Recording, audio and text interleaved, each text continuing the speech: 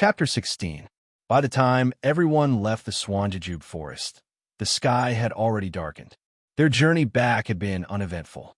The moment they walked out of the dense forest, both Yinming Jusher and the remaining juniors let out a long sigh of relief. This harmonious treasure-hunting trip had finally come to a successful conclusion. They had kept their lives, completed their mission, and obtained the treasure. This treasure naturally belonged to them. When they thought of this, everyone's hearts felt warm, as if a cat was tickling their hearts. Yinming Jusher looked at everyone with a smile and said, "Everyone xiaoxia, please be patient. Wait for us to reach the Thumb Peak before we speak in detail." Then, he led everyone back to the Thumb Peak. Everyone sat in a circle in front of the crouching ox rock. Yinming Jusher opened his mouth and said, "Everyone xiaoxia, this mission has been successfully completed. Next, please bring back the results of this mission to your respective schools and sections. In addition, please bring back my greetings. Everyone, please raise your heads on the 2nd of February and meet at the same old place. Let us drink and chat merrily." After he finished speaking, he didn't seem to want to stay any longer. Without waiting for anyone to speak, he cupped his hands and used his qigong to leave down the mountain. The remaining people looked at each other and nodded. The Tam brothers were the first to walk away in their unique way, followed by Wenwen Hai and Xueqing. They cupped their hands to Ma Xiangyang and Situ Ping and turned to leave. Suddenly, Wenwen Hai seemed to think of something and stopped. He said to Situ Ping, "Chief Situ, I was passing by Lu Town the day before yesterday and poked my nose into other people's business and saved a group of farmers. I'm afraid I've offended you in any way. I hope Chief Situ will be magnanimous enough to forgive me." Situ Ping was also a quick-witted person and hurriedly returned the greeting. "Our clan subordinates have been rude in any way. Please forgive them, xiaoxia. If something like this happens again in the future, I hope that xiaoxia will take action again and help me maintain the clan's reputation." Wenwen Hai smiled and said, Of course. We'll meet again someday." After he finished speaking, he and his junior sister quickly left the way they came. In the blink of an eye, only 2 people were left on the crouching ox rock. At this moment, Situ Ping felt a little uneasy in his heart. Fortunately, Ma Xianyang spoke up at this moment. "Sect leader Situ, I won't say anything else. Since you know about this matter and are also involved, please follow me to Myriad Sword Peak as a guest for a period of time. Everything will be decided by my sword lord. How about it?" Situ Ping nodded. "I'll follow Xiaoxia's instructions." Then, he followed Ma Xianyang back the way they came. For a moment, the area around the crouching ox rock was deserted. It was already dusk. Just as a few people from Jianghu were galloping on their horses, Zhang Xiaohua and Butcher Lu had also rushed back to the Guozhuang house. Lu Qian and Lu Yiya were originally sitting in the Zhang family's small house and chatting. At the same time, they were also helping Gui Sufei with some needlework. When Butcher Lu approached, Lu Yiya happened to raise her head and look outside. Her gaze passed over the short walls of the Zhang family's small courtyard. When she saw the sturdy figure that she had been looking outside the door for an entire day and had lost count of how many times she had looked outside, Lu Yiya could no longer hold it in. Wah! She burst into tears and ran out, throwing herself into Butcher Lu's arms. "Father!" Her tears were like pearls falling onto a jade plate, dripping down in a pitter-patter. Butcher Lu hugged his daughter and patted her shoulder with heartache. His own eyes were also red. He had thought that he could let his daughter go out and have fun during the new year, but he did not expect such a thing to happen. It seemed like his daughter was scared out of her wits. Lu Qian, who walked out after Butcher Lu, was also teary-faced. After the incident, she finally saw her family after so long. She could no longer control her emotions. Zhang Kai also walked out of the house with crutches and invited Butcher Lu into the house. With so many people coming in, the narrow central room seemed even more crowded. Fortunately, the people from the same village went home first after exchanging some pleasantries. Zhang Kai sent them to the door and thanked them profusely. Zhang Xiaohua also returned to the small house to visit her 2 older brothers. Zhang Xiaohu and Zhang Xiaolong's injuries were more serious. At that time, they had blocked Zhang Kai inside for their father's sake. 80% of the vicious servants' kicks and punches had landed on their bodies. However, Xiaohu did not suffer any fractures. At this moment, he was lying on the Kong bed and listlessly talking to his older brother. Xiaolong's injuries were similar to Xiaohu's, but his arm was fractured after all. Last night, he was tortured by the veterinarian, Old Chun, and woke up in pain. He had been in a daze the entire day and could not hide his listlessness. Seeing Zhang Xiaohua come in, Zhang Xiaohu asked, "Lu Qian's family is here?" Zhang Xiaohua said, "Yes, they just entered the house." Zhang Xiaohu asked again, "Is there no one else?" Xiaohua asked curiously, "Who else is there?" Xiaohu said, "The matchmaker." Zhang Xiaohua was at a loss. Zhang Xiaolong laughed and said, "Don't listen to second brother's nonsense." Zhang Xiaohua immediately understood what was going on and joked, "Soon, they won't come today. They'll have to come tomorrow. It takes time to prepare a betrothal gift. No matter what, we have to thank our brave and righteous big brother. Think about it, 20 to 30 villains. Big brother, you're angry for a woman. Sister Lu Qian is already touched. If she doesn't give her heart to you, the world will age because of love." This time, it was Zhang Xiaohu's turn to be puzzled. Why would the world age because of love? Zhang Xiaohua said proudly, "If the heavens have feelings, the heavens will also age. Big brother's feelings will move the heavens and the earth." Zhang Xiaohu retorted, "Why are you showing off? What betrothal gift? It's called dowry. Besides, Lu Qian's father is a teacher. This future sister-in-law has read thousands of books. Big brother will be influenced by her and will be more scholarly than you." Zhang Xiaolong couldn't keep his face and couldn't help but scold Zhang Xiaohua. "What does a brat like you know? Don't talk nonsense with second brother. We brothers are just having fun. Don't drag Lu Qian into this. Wouldn't it be bad if someone heard?" Just as they were talking, someone came in from the central room. A crisp and slightly hoarse voice said, "Who's talking about my sister? Why are you talking nonsense? I just happened to hear it." The three brothers raised their heads. It turned out that Lu Yiye had brought Butcher Lu to see them. They saw Butcher Lu's eyes smiling as he looked at them. Lu Yiye also had a teasing expression. Behind them, Lu Qian's face was flushed red. She lowered her head and didn't say anything. As the host, Zhang Kai fell behind them with his walking stick. He didn't listen carefully to their conversation. When Zhang Xiaohua saw them come in, she jumped down from the Kong bed. Just as she was about to clean the Kong bed and invite Butcher Lu to sit down, Lu Qian and Lu Yin nimbly tidied up before her and helped Butcher Lu sit down. It seemed that on the day that Zhang Xiaohua wasn't here, the two girls had tidied up the room more than once. Zhang Xiaohua's eyes widened as she thought, "Today, did the two sisters feed first brother and second brother?" Seeing a group of people suddenly barge in, Zhang Xiaohu didn't know what to feel. Zhang Xiaolong's face turned red, as if he had done something wrong. Zhang Xiaohu sat up and was about to get down from the Kong bed when Butcher Lu pressed him down and said kindly, "Nephew is still recuperating. Don't move." Zhang Xiaohu struggled for a bit, but couldn't break free. He could only lie down obediently. Zhang Xiaohua looked at the forced kindness on his face and cursed in her heart. Zhang Xiaolong also wanted to get up, but it was inconvenient for him to do so with one hand. He tried, but couldn't get up. Lu Qian hesitated for a moment and went over to support his shoulder. She helped him up. The two of them looked at each other and then separated as if they had been electrocuted. Butcher Lu also saw it, and his smile bloomed like a flower. He said to Zhang Xiaolong, "Nephew is really righteous, to be able to step forward in front of a bully and save my daughter and niece. Old Lu salutes you." As he spoke, he got down from the Kong bed and bowed deeply to Zhang Xiaolong. Zhang Xiaolong quickly reached out his hand and said, "Don't be like this, uncle. It's what I should do. Aren't you shortening my lifespan by doing this?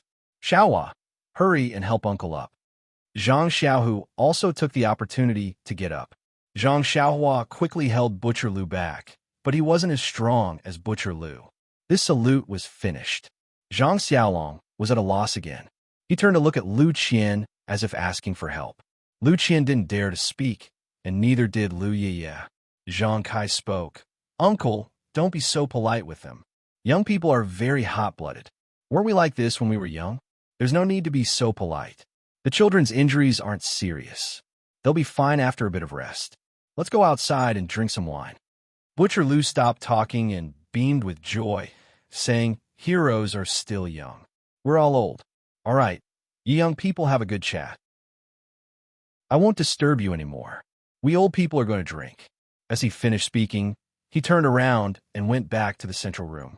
Zhang Kai also followed, leaving Lu Qian and Lu Yiye in the Zhang brothers' small room. Zhang Xiaohua looked at Lu Qian's peach blossom face and Lu Yiye's eyes darting around. She felt the awkward atmosphere in the room and immediately said, Sister Lu Qian, you're really beautiful today. You guys talk, I'm going out to play. As she finished speaking, she ran away, leaving behind a single man and woman. The feelings between men and women were very strange. Zhang Xiaolong and Lu Qian met once in the cloth shop. If they hadn't met Lu Zhan's gang of bullies, they probably wouldn't have met a second time in this lifetime. Lu Zhan's disaster highlighted Zhang Xiaolong's hot-blooded side and gave Lu Qian an excellent impression. Now, in just a few hours of getting along with Zhang Xiaolong, Lu Qian really felt a little attached to Zhang Xiaolong. Thinking that there was such a person who would take care of her for the rest of her life, perhaps it was a fate arranged by God. Looking at Zhang Xiaolong's handsome face, although tanned by the wind and sun, he had a masculine aura that her brother did not have. Lu Qian's heart became more and more scheming. Butcher Lu stayed the night at the Zhang residence. It was a silent night. The next morning, Zhang Kai accompanied Butcher Lu to talk about farming and mulberry seeds. Guo Sufei accompanied Lu Qian and Lu Yiye to Zhang Xiaohua's room to take care of the injured brothers. At this time, the more Guo Sufei looked at Lu Qian, the more she liked her. No matter if it was her looks, her figure, or her ability to do housework, there was nothing to nitpick about.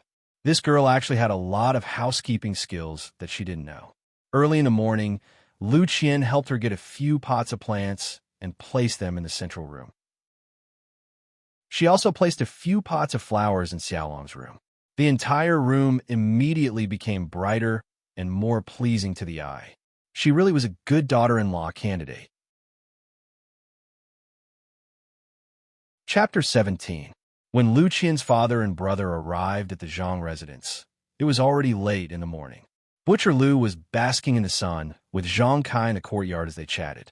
The walls of the Zhang residence's courtyard were too short, so Butcher Lu could see Mr. Lu and Lu Kai from afar.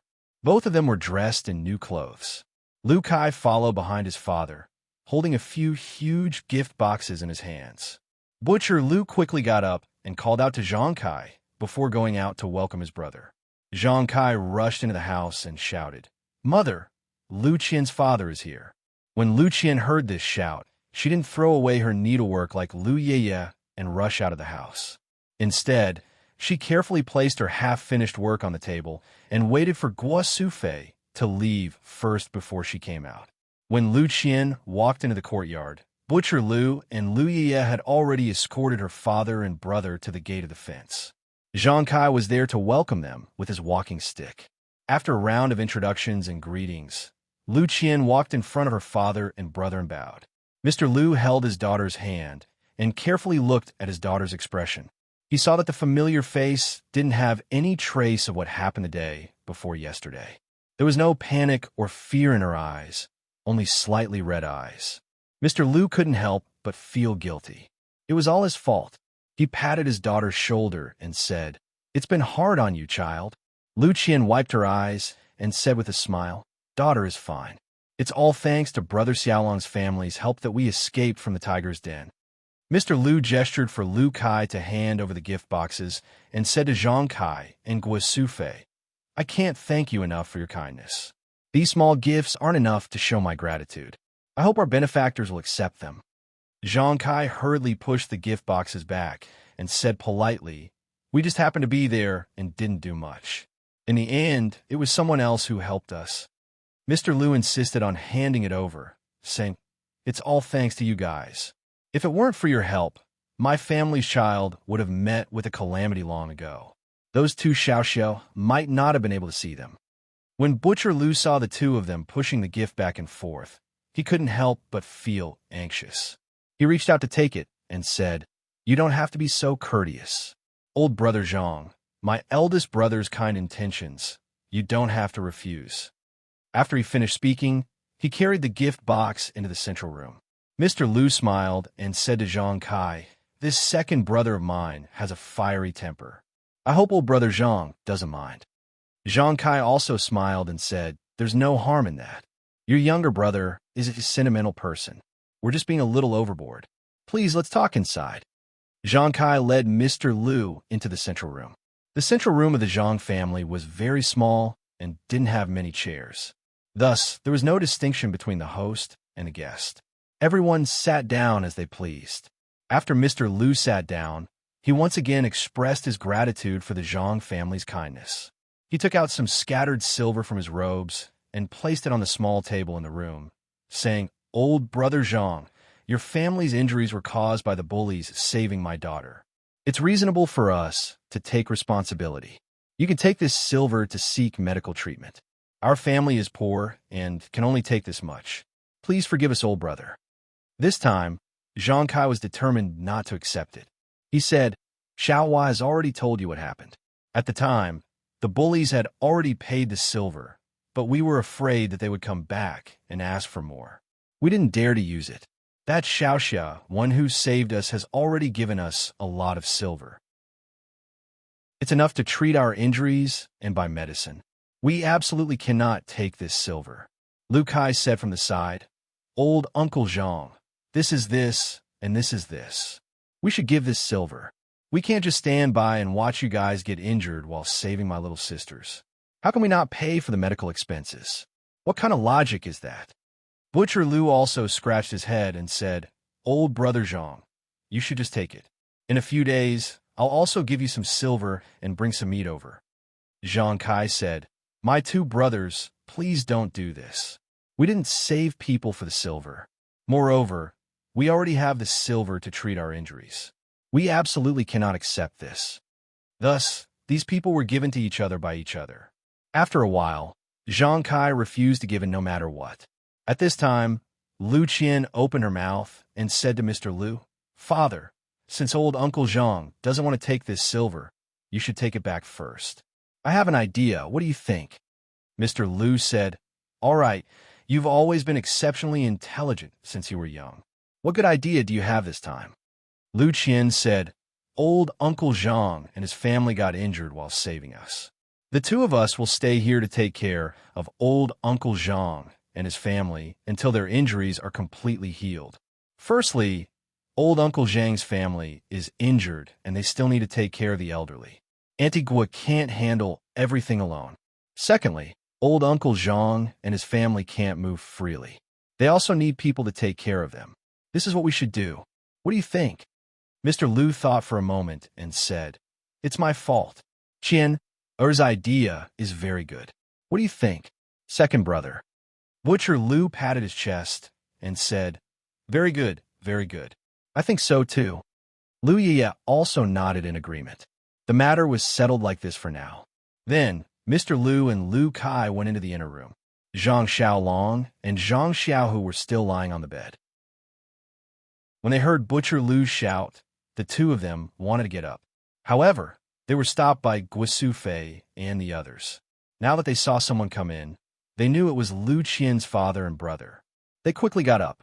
This time, Lu Qian didn't come up to help Zhang. Xiaolong Guisu Fei carefully helped her son to sit on the Kong. Only then did Mr. Lu carefully size up this courageous young man. Zhang Xiaolong was a very masculine young man. He was about the same age as Lu Kai and looked very ordinary. He had thick eyebrows and big eyes like Zhang Kai. However, his eyes were bruised and the corners of his mouth were cracked. However, from the determination in his eyes, one could see that he was a down-to-earth person. The clothes he was wearing weren't new either. They were patched up, but they were very clean and looked very comfortable. Zhang Xiaolong's arm was still in a splint, so he couldn't move casually. His hands were placed in front of his chest. Looking at this pair of slightly rough hands, one could tell that he was an expert in farming. Mr. Lu looked at this young man who was about the same age as his son, but had a completely different temperament. He couldn't help but secretly gnawed. Only such an outstanding child could stand up for others when they were in danger. Zhang Xiao long saw Mr. Lu staring at him and couldn't help but feel anxious. He didn't know what to do. Mr. Lu looked at him for a while before speaking. He thanked him for saving his daughter and hoped that he would recover well.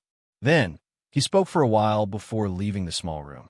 As he walked, he said to Zhang Kai, "Brother Zhang, you're a good son. You are blessed." Zhang Kai smiled from ear to ear. He didn't forget to be humble, even while leaning on his walking stick. "Same to you. Your son is also very, very good."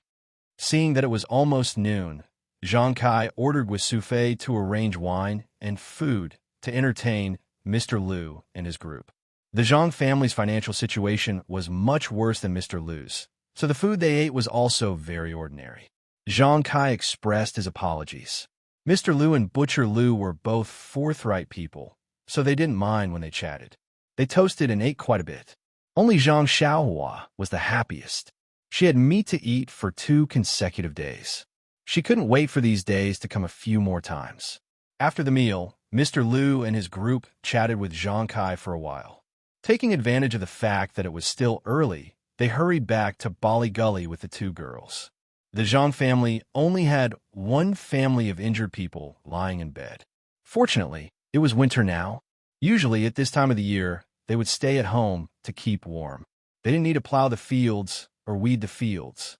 However, this afternoon, everyone felt that something was missing. When the sky gradually darkened and Gua Sufei was preparing to cook, she realized that there was less help from the 2 girls in the family today. She also had to cook less food. She couldn't help but feel a little disappointed. The liveliness in this family was strange. There were originally only 6 people in the family. After so many years, they didn't feel anything. In just a few days, with the addition of 2 girls, the family actually had more liveliness than before. After these few days, everyone left. The liveliness naturally disappeared. Only then did she realize that liveliness was really good. She actually missed the few days when there were more outsiders.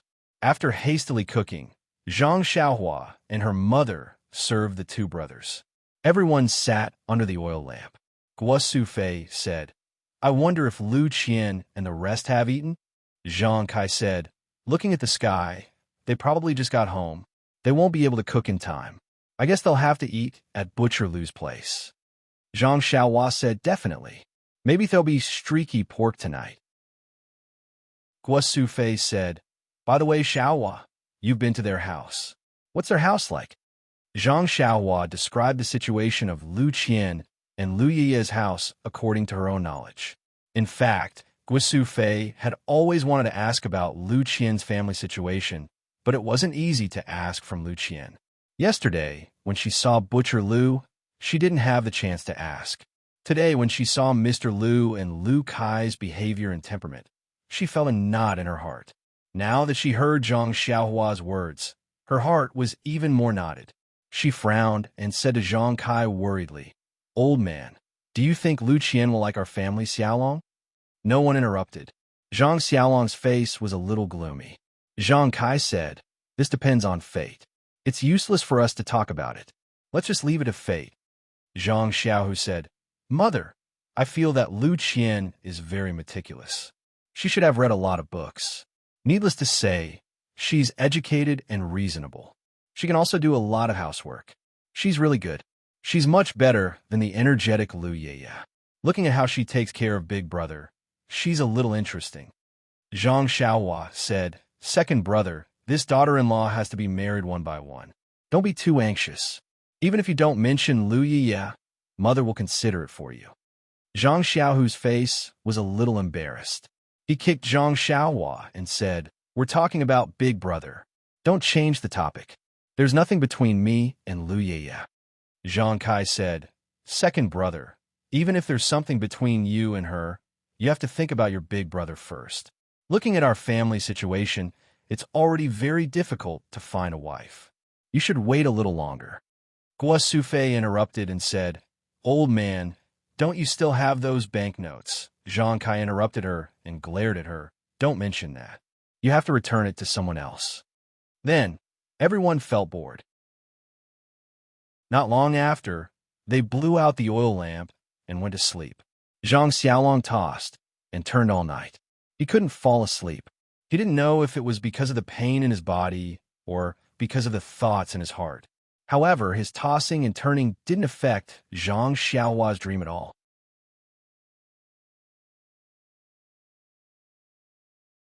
He muttered in his heart, "What's going on? 2 of the 6 Misty Tigers are actually here to receive them?" After the 2 of them left with their horses, he also paid the bill and quietly followed behind. On the other hand, when Wenhai spurred his horse forward, in the time it took to finish a meal, he saw that there were more and more people. The number of stalls on a main road had also increased. Pingyang City could be seen in the distance. Suddenly, he heard the horse below him whining. Its 4 legs gave way and it fell to the ground. When Wenhai felt his body sinking, he immediately patted the horse's back and used his body to jump off the horse. Seeing this, Xueqing quickly pulled the reins and slowly stopped his horse. He saw that the horse was lying on the ground, foaming at the mouth. Its eyes were also slowly closing. It had died of exhaustion. Xueqing also hurriedly looked at his horse. His horse was not in a better state. Its 4 legs were trembling nonstop. There was also some white foam coming out of the horse's mouth.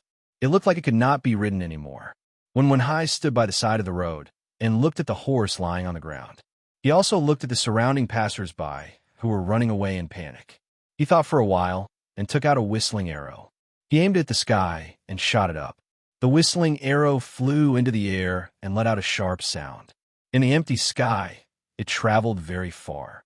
The sound of the whistling arrow had just passed when they heard someone calling from behind. "Ahai!" When Wenhai and Xueqing turned back and looked, they couldn't help but be delighted. It was the 2 burly men who were resting in the tea shop earlier. When the 2 of them rode their horses to the front, when Wenhai and Xueqing went forward and bowed, 4th Uncle Master and 6th Uncle Master, the 2 of them swung their stirrups and dismounted. They chuckled and said, "Martial nephews, there is no need to be so polite.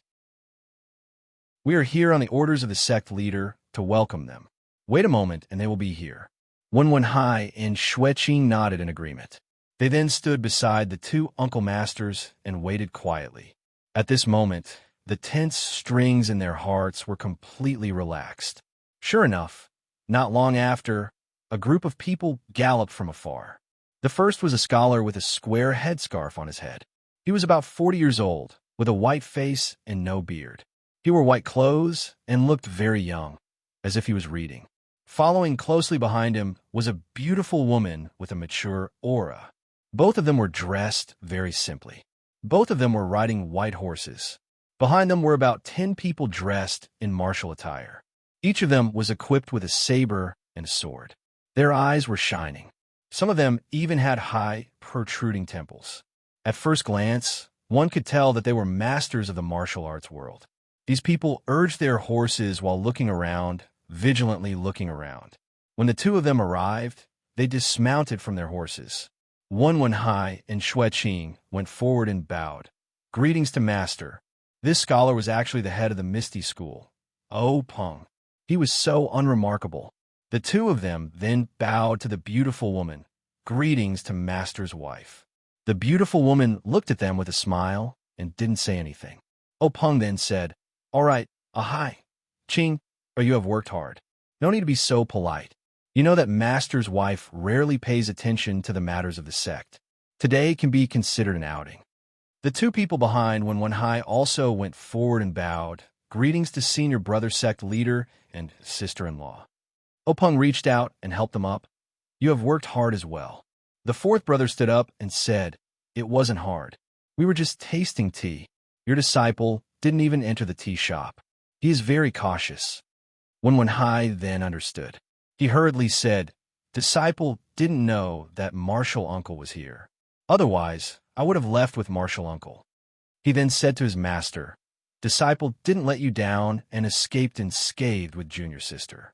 But this horse," Peng laughed out loud and said, No matter how handsome the horse is, it can't be more important than you. As long as you come back safely, it is better than anything else." He then said to the people behind him, "Leave a horse for Qing, and then deal with this place.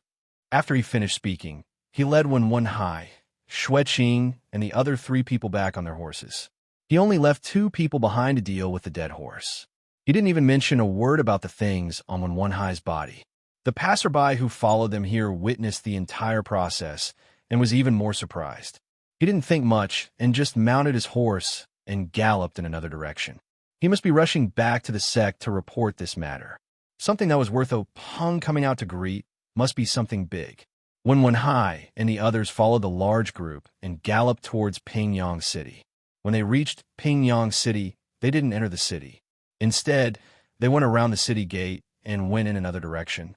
After a while, they arrived at a villa outside the city. This villa was built against the mountain. In front of the villa, there were scattered residences. The houses were high and low and were arranged in a picturesque disorder. Many people were busy with their own affairs. When they saw the large group of people coming over, they made way for them. At the same time, they also saluted Peng, who was on the horse. Further in, it was a straight main road. Beside it were huge trees. After crossing the main road, they came face to face with a luxurious building. There were 2 large words on the building, ethereal. It was the same word as the one on the token that Xueqing gave to the Zhang family. However, these 2 words were more indescribably elegant. After crossing the building, they saw a high platform. There were more than 10 steps leading to an open door. There were already more than 10 people who looked like disciples of the sect, waiting respectfully in front of the door and on the steps. In front of the group was a young man with a fair complexion and a gentle temperament. He was about the same age as Wen Hai. He was the eldest senior brother of the sect, Zhang Chengyue. When Peng and the others got down from their horses, Zhang Chengyue led the group and said in unison, "Welcome, sect leader." Peng and the others got down from their horses. Someone took the reins from their hands. Peng said, "All right, everyone has worked hard. You can all disperse. Disciples who are participating in the advancement test, hurry up and practice. There's not much time left for you." All the disciples said, "Yes, we will follow sect leader's instructions." Then, Zhang Qinghua followed Peng and the others through the door. The others were busy with their own affairs. These disciples had been gathered together by the sect leader a few days ago. They were on guard day and night, thinking that something big would happen. However, they didn't expect that today the sect leader would go out and announce that the alert was canceled. The disciples couldn't help but be confused. However, this was the sect leader's business. It was related to their future advancement test. If they could advance, their status and treatment in the sect would be different. They might even be able to learn more advanced martial arts. This was their business. As for other things, these disciples wouldn't ask too much. Peng led the group to the meeting hall. Peng's wife saw that they had matters to attend to and excused herself. The others followed Peng into the meeting hall. Chapter 19. The conference hall was a large hall with many chairs. It was usually the place where the higher-ups of the sect came to discuss affairs. Today, there were very few people in the conference hall, but the atmosphere was particularly serious. Peng originally sent off his wife with a smile, but as soon as he entered the conference hall, he immediately changed his face and became very serious. The few people who followed behind also looked solemn. Although Wen Hai and Xueqing were Peng's personal disciples and direct subordinates, they rarely came to the discussion hall. After entering, they naturally followed the rules and stood not far from the entrance, not daring to move recklessly. The 4th and 6th of the 6 Misty Tigers and Peng's chief, disciple Zhang Chengyue, stood in front of their seats according to the usual rules and waited for Peng to sit down first. Peng walked to the innermost part of the hall, where there was a large chair. He turned and sat down, facing the crowd. When they saw him sit down, they also carefully sat down in their own seats. Peng looked at the crowd, and then said to Wen Hai and Xueqing, "Come over and find a seat." Wen Hai and Xueqing said in unison, "Thank you, master." Then they found 2 chairs and sat down. Peng said, "You can tell me what happened." Wen Hai and Xueqing looked at each other, and Wen Hai said, "Yes, master, this is what happened. Later, when Hai told Peng everything that happened after he and his junior sister left the Misty School and met the two martial uncles, no matter how big or small, including saving Zhang Kai's family. Xueqing didn't say anything about the token he gave to Zhang Kai and the 3 herbs they collected in the medicine garden in the secret plane, but then he added, "There are 2 more things that need to be explained. Please allow me to report later." After thinking about it, Peng nodded in agreement. Then, Hai and Xueqing put a brocade box and a small flat box in their arms, as well as the herbs collected from the secret plane on the square table next to Peng. Peng did not open the box. Instead, he said to Lao Si, "You take care of the matter first. We will wait for you." Lao Si said, "Yes." Then he got up and left in a hurry. Amongst the people present, only when Hai and Xueqing revealed a puzzled expression while the others remained silent. Not long after, Old Fourth came back. He nodded at Peng and sat down again. At this moment, Peng said, "Everyone has worked hard. After such a long time of hard work, there is finally a reward. Let us see what treasures there are here." At the end of his words, a smile actually appeared on his face. When Hai and Xueqing didn't know that sect leader Peng was usually amiable and had a warm smile on his face. However, he was always very serious in the conference hall. No one had ever seen him smile before. However, he was behaving like this today. This made the few people who knew the situation feel itchy in their hearts. Their eyes were also filled with eagerness. A treasure that could make the sect leader smile was, of course, a great treasure. Peng first took the box and carefully opened it. He saw a small booklet placed inside. He took the booklet out. It was soft to the touch, neither paper nor silk. He didn't know what material this booklet was made of. On the cover, there was a large character, sword. The way it was written was actually similar to Misty. However, this character revealed a swift and fierce killing intent. Peng looked at this character and casually opened the booklet. He flipped through the contents and placed it to one side. He narrowed his eyes and pondered. He didn't say anything, and neither did he express any opinion. After a long time, Peng once again looked at the box and carefully observed it. Suddenly, his eyes flashed. He reached into the box and took out the compartment under the booklet, revealing 3 small bottles arranged side by side. This brocade box actually had 2 layers. The compartment for the booklet only took up a third of the box's height. Peng was even more careful as he took out a bottle. This bottle was actually carved out of jade. The bottle's mouth was sealed with an unknown object. On the bottle's surface, there were 3 words, "Qi-generating pill." Peng's heart burst with ecstasy. This qi-generating pill was something that only existed a few hundred years ago. It was used to increase one's internal force. Its formula had long been lost. According to the sect's ancient records, taking a qi-generating pill could increase one's power by 30 years. If he took one, then his power. Peng thought about it, and his hand unexpectedly trembled a little. He carefully put the bottle back into the box and took out another bottle. This bottle was exactly the same as the previous one, but on top of it was written, "Bone Strengthening Pill." Peng frowned a little. What was the use of this? Bone strengthening? There was no record of it in the sect's ancient records. However, to be able to be placed together with the qi-generating pill, it was certainly an extraordinary treasure. When there was time, he would ask the other 3 sections. Perhaps there would be records in their ancient records. He carefully put the bottle back. Soon after, Peng took out the last bottle. When he saw the 3 words on the bottle, Peng couldn't help but stand up. His eyes were wide open. Everyone in the discussion hall also immediately stood up. They didn't know what inconceivable thing the gangmaster had seen. Peng calmed his thoughts. Resisting his excitement, he sat back in his chair and waved his hand for everyone to sit back down. At this time, he was a little regretful. He regretted that he shouldn't have let Hai and Xueqing enter the secret room alone.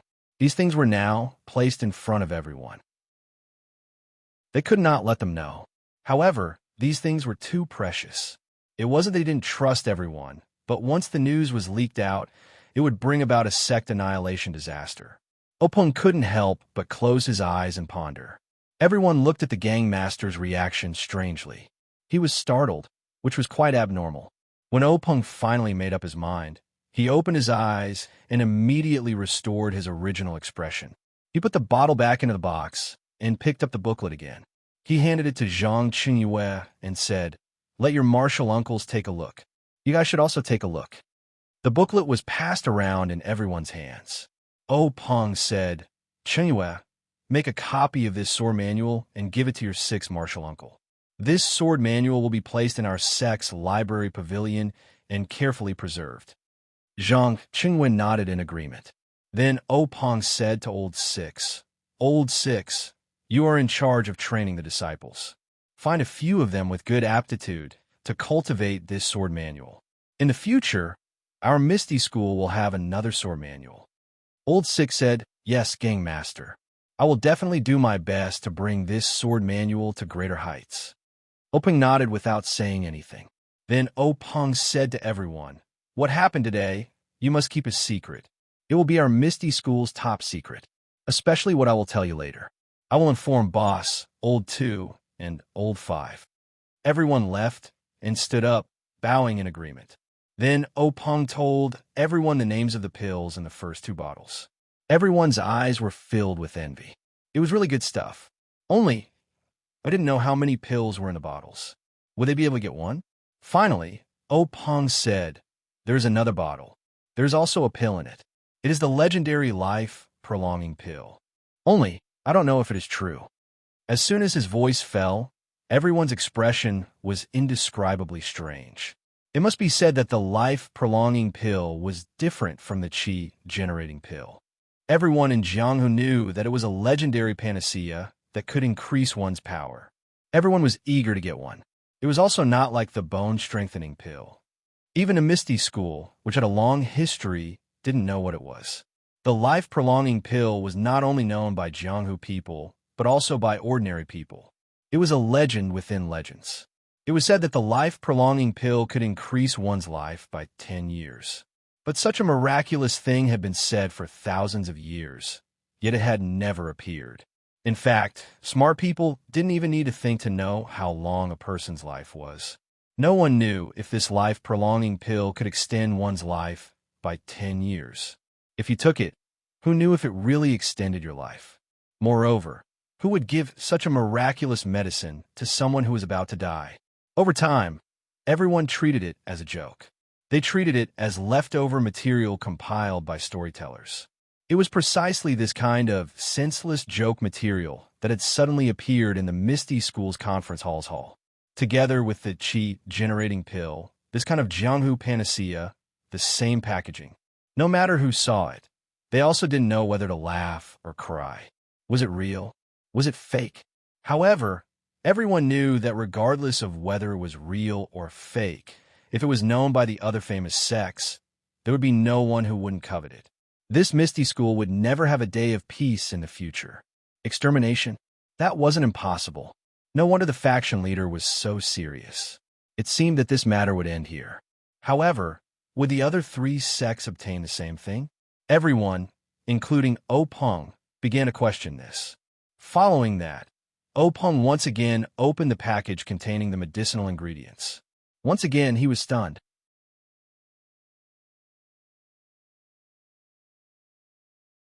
Chapter 20. While waiting for the pharmacy, Openg helplessly picked up the last, seemingly ordinary small box. His heart was filled with anticipation. In the short time it took to drink a cup of tea, he had seen a treasure that he had never seen before. He wondered what kind of treasure was in this box. Could it be something more magical than the life-prolonging pill? The box was cool to the touch and felt very heavy. Openg placed it in front of his eyes and carefully observed it. The whole box was one piece. He didn't know what material it was made of. There seemed to be no trace of a lid. He didn't know where to open it. Openg tried the 4 sides, pulling it up and pressing it down, but it didn't work. He couldn't bite it with his teeth, right? Openg secretly laughed at himself. He put the box back on the table and then called everyone to come forward. Everyone looked around for a long time. Old 4 and Old 6 also came forward and tried several methods, but they didn't work. Zhang Qingyue frowned and said, "Master, do we need to use a key or something like that?" Old 6 rolled his eyes and said, Marshall nephew, if you want to use a key, there should be a keyhole. This box doesn't have a lock, and there's no secret lock or something like that. How do we use it? Zhang Qingyue blushed a little and stood there without refuting. Wenwenhai and Xueqing had seen this box before in the secret plane. Wenwenhai had also tried to open it. At this time, seeing that his master and martial uncle couldn't open it, he didn't dare to propose a new idea. Instead, Xueqing looked at the box that he won with paper, scissors, and was very interested. He even shook it in his ear to hear if there was any sound inside. Unfortunately, it didn't work. Just when everyone was at their wits' end, the pharmacy hall's hall master by Dong and elder He Yunpu arrived at the meeting hall. After greeting the sect master and everyone else, Zhang Qingyue led them to the square table where the medicine was placed. The reaction of these two people was even more unexpected. It wasn't that they were not surprised, but that they were too surprised. From the moment the two of them saw the items in the package, their eyes didn't seem to move at all. Their feet seemed to be rooted to the ground, unable to move even half a step. Their fingers pointed at the medicinal herbs, their arms were trembling, and the saliva in their mouths was flowing, almost dripping to the ground. After the time it took to drink half a cup of tea, the two of them finally came back to their senses. They didn't pay attention to the laughing expressions of the people who were admiring their embarrassing state, and said to themselves, "This is a 600-year-old ginseng. This is a 600-year-old field 7. This is a 400-year-old field spirit. This is 700 years old golden threadgrass." That's right. It was exactly the same as what was recorded in the Codex of Herbs. What about this? Am I seeing things? 1,000-year-old dragon-slaying grass? How could this be? However, the roots are mostly cord-like and curved. The stems are erect and grow alone or in clumps. There are vertical fine lines, hairless or white fine hairs at the tip. There are many branches on the upper part. The leaves are dark green on the top and lighter on the bottom. The leaves at the base have a stalk and are oval-shaped. The edges are blunt or serrated. 100 years have silver teeth, and 1,000 years have gold teeth. This gold teeth. Heavens, I'm not dreaming, am I? Hall Masterby said as he slapped his own face with all his strength. Then he sucked in his own mouth from the pain. The other, He Yunpu, elder He, also muttered the names of medicinal herbs that no one understood. His face was also filled with disbelief. In the end, he picked up a medicinal herb that was the size of a palm and said, "What is this? A cactus?" Hall Masterby said, "Nonsense. According to the Codex of Herbs, cactus have thorns. Did it prick your hand? That's fish hand grass." Elder He was also unhappy and said, "The Codex of Herbs says that fish hand grass is in the shape of 3 fingers. This one clearly has 4. Hall Masterby looked carefully and also shook his head, saying, I don't know. In the remaining 4th and 5th grade medicinal herbs, I don't think I've seen them before. I just don't know if the Codex of Herbs has any records of them." Elder He also narrowed his eyes and thought carefully. He nodded in agreement. "I don't know. I've learned too little. Oh, Peng interrupted in time. Hall Masterby Elder He. This sentence woke the two of them up. Only then did they realize that they were in the discussion hall and not the medicine hall where they usually discussed knowledge. They hurriedly cupped their hands to everyone. "Seeing so many good medicinal herbs, I'm secretly delighted. I couldn't control myself. Please forgive me, sect master and everyone." Everyone returned the greeting and said it was fine. Oh, Peng said, "Two sirs, what are the value and effects of these medicinal herbs?" Elder He said, "I wonder where sect master obtained these rare medicinal herbs? This ginseng, tianqi, tianjing, Polygonum multiflorum, and other herbs are all common. It's just that the age of these medicinal herbs is truly shocking. 100-year-old is already extremely rare. Unexpectedly, the worst of these herbs are 300 years old. As for the golden threadgrass, snake allgrass, and other herbs, they're good for treating external injuries. This snakebite grass, coral grass, and stone wind medicine are panaceas for treating internal injuries. The rest are all rare medicinal herbs. With the addition of other medicinal herbs, using the principle of a ruler and minister, and the principle of yin and yang to concoct medicine. It's certainly a rarely seen good thing. At this time, Hall Master by sobered up and hurriedly said, Sect Master, the place where these things are discovered must be kept strictly confidential. Among them, the dragon beheading grass and peacock grass can be used to concoct medicine similar to the chi-generating pill. It's recorded in our Misty Sect's ancient records. These words caused everyone's ears to perk up. Oh, Pong said, does the ancient records record how to concoct the chi-generating pill? Hall Masterby said, no, the formula for the chi-generating pill has long been lost. What's recorded in the ancient records are only a few similar pills. The effects are limited, and the required herbs are extremely rare. Oh, Pong said, Hall Masterby, take these medicinal herbs to the pharmacy hall to study and see what effects they have. Also, take a detailed look at the formula for those pills similar to the chi-generating pill. Be prepared, perhaps. Pong hadn't finished speaking when Hall Masterby had already understood tacitly. He immediately said, I'll follow Sect Master's instructions. Then, together with Elder, he carefully carried the package and left the conference hall. Openg also instructed Zhang Qingyue to deploy more people to the pharmacy hall to protect it. After Hall Masterby and Elder he left, Openg sat back in his chair.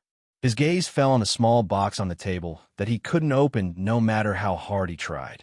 After thinking about it, he still instructed Zhang Qingyue to call Hall Mastershire of the Divine Engineering Hall.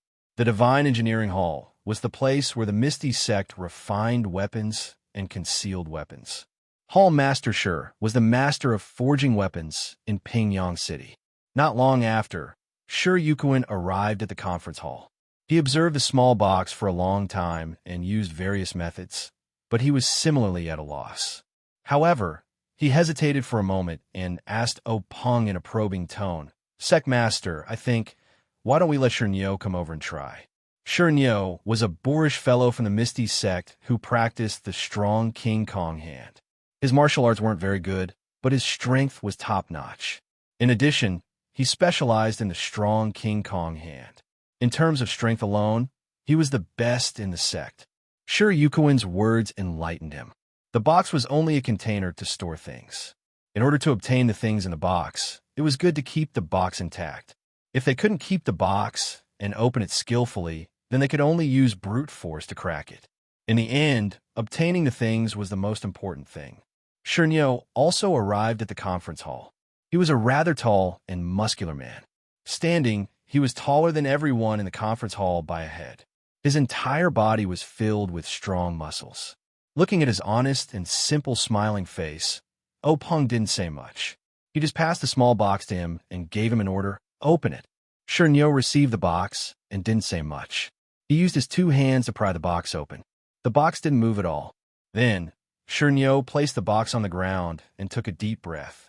His two arms suddenly became much thicker, and his two fingers became thicker. Then, Shernyo shouted loudly. His eyes were fixed on the box, and he used his two hands to slap the box. There was a muffled sound as his two palm-leaf fan-like hands slapped the box. The box didn't shatter as everyone expected. Instead, Shernyo slapped it flat into the conference hall's stone floor. Shernyo took out the box that was slapped into the stone floor. Looking at the perfectly intact box, he scratched his head and looked at the sect master with an innocent expression. He was very depressed. He thought to himself, what is this thing? After sending Shernyo away, Openg was also depressed. How should he deal with this box? Suddenly, his eyes lit up. He pulled out the sword hanging from his waist, but then he put it back in.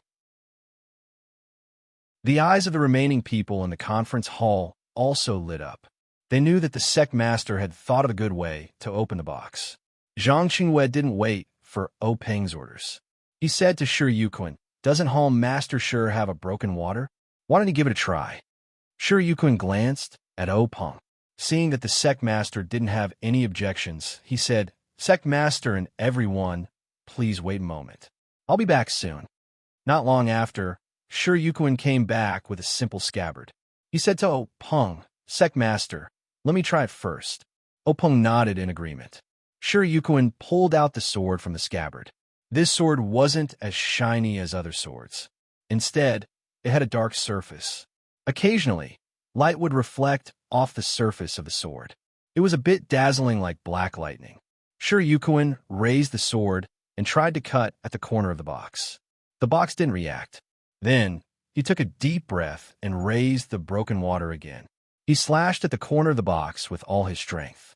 However, there wasn't the cracking sound that everyone expected. There wasn't even any sound. It was as if the sword had cut through cotton. The box was still there, undamaged. Peng glanced at Yukuin, who was about to slash again, and said, "Give me the sword." Peng took the sword from Yukuin and placed the box on the ground in the small groove that the stone cow had created. Then he circulated his chi in his dantian. The color on his face kept changing. It wasn't until the sixth time that he stopped. Old 4 and Old 6 looked at him with envious eyes. They thought to themselves, Sect Master Senior Brother's ethereal divine art is so profound. He's already cultivated it to the 6th level. Peng raised his broken water and injected his Zhen Qi into the blade. The entire blade was no longer as dark as it used to be. Under the infusion of the ethereal divine exercise, there were even some changes in color. Then, Peng shouted and chopped toward the box.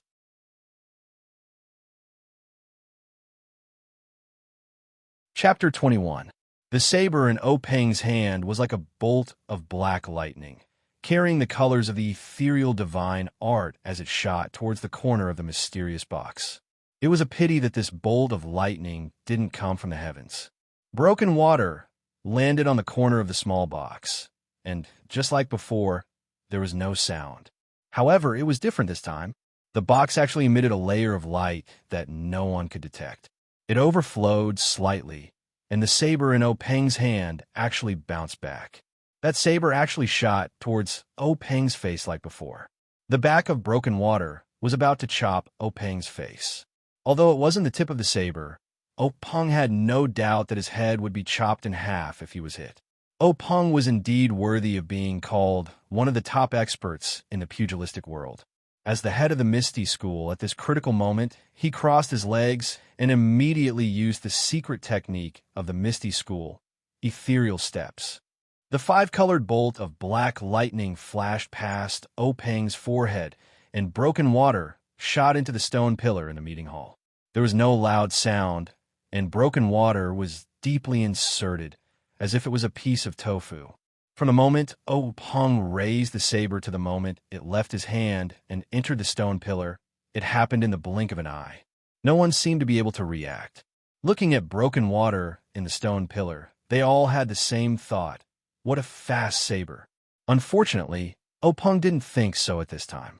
He looked at the few strands of hair in front of him, which were cut off by broken water from his forehead.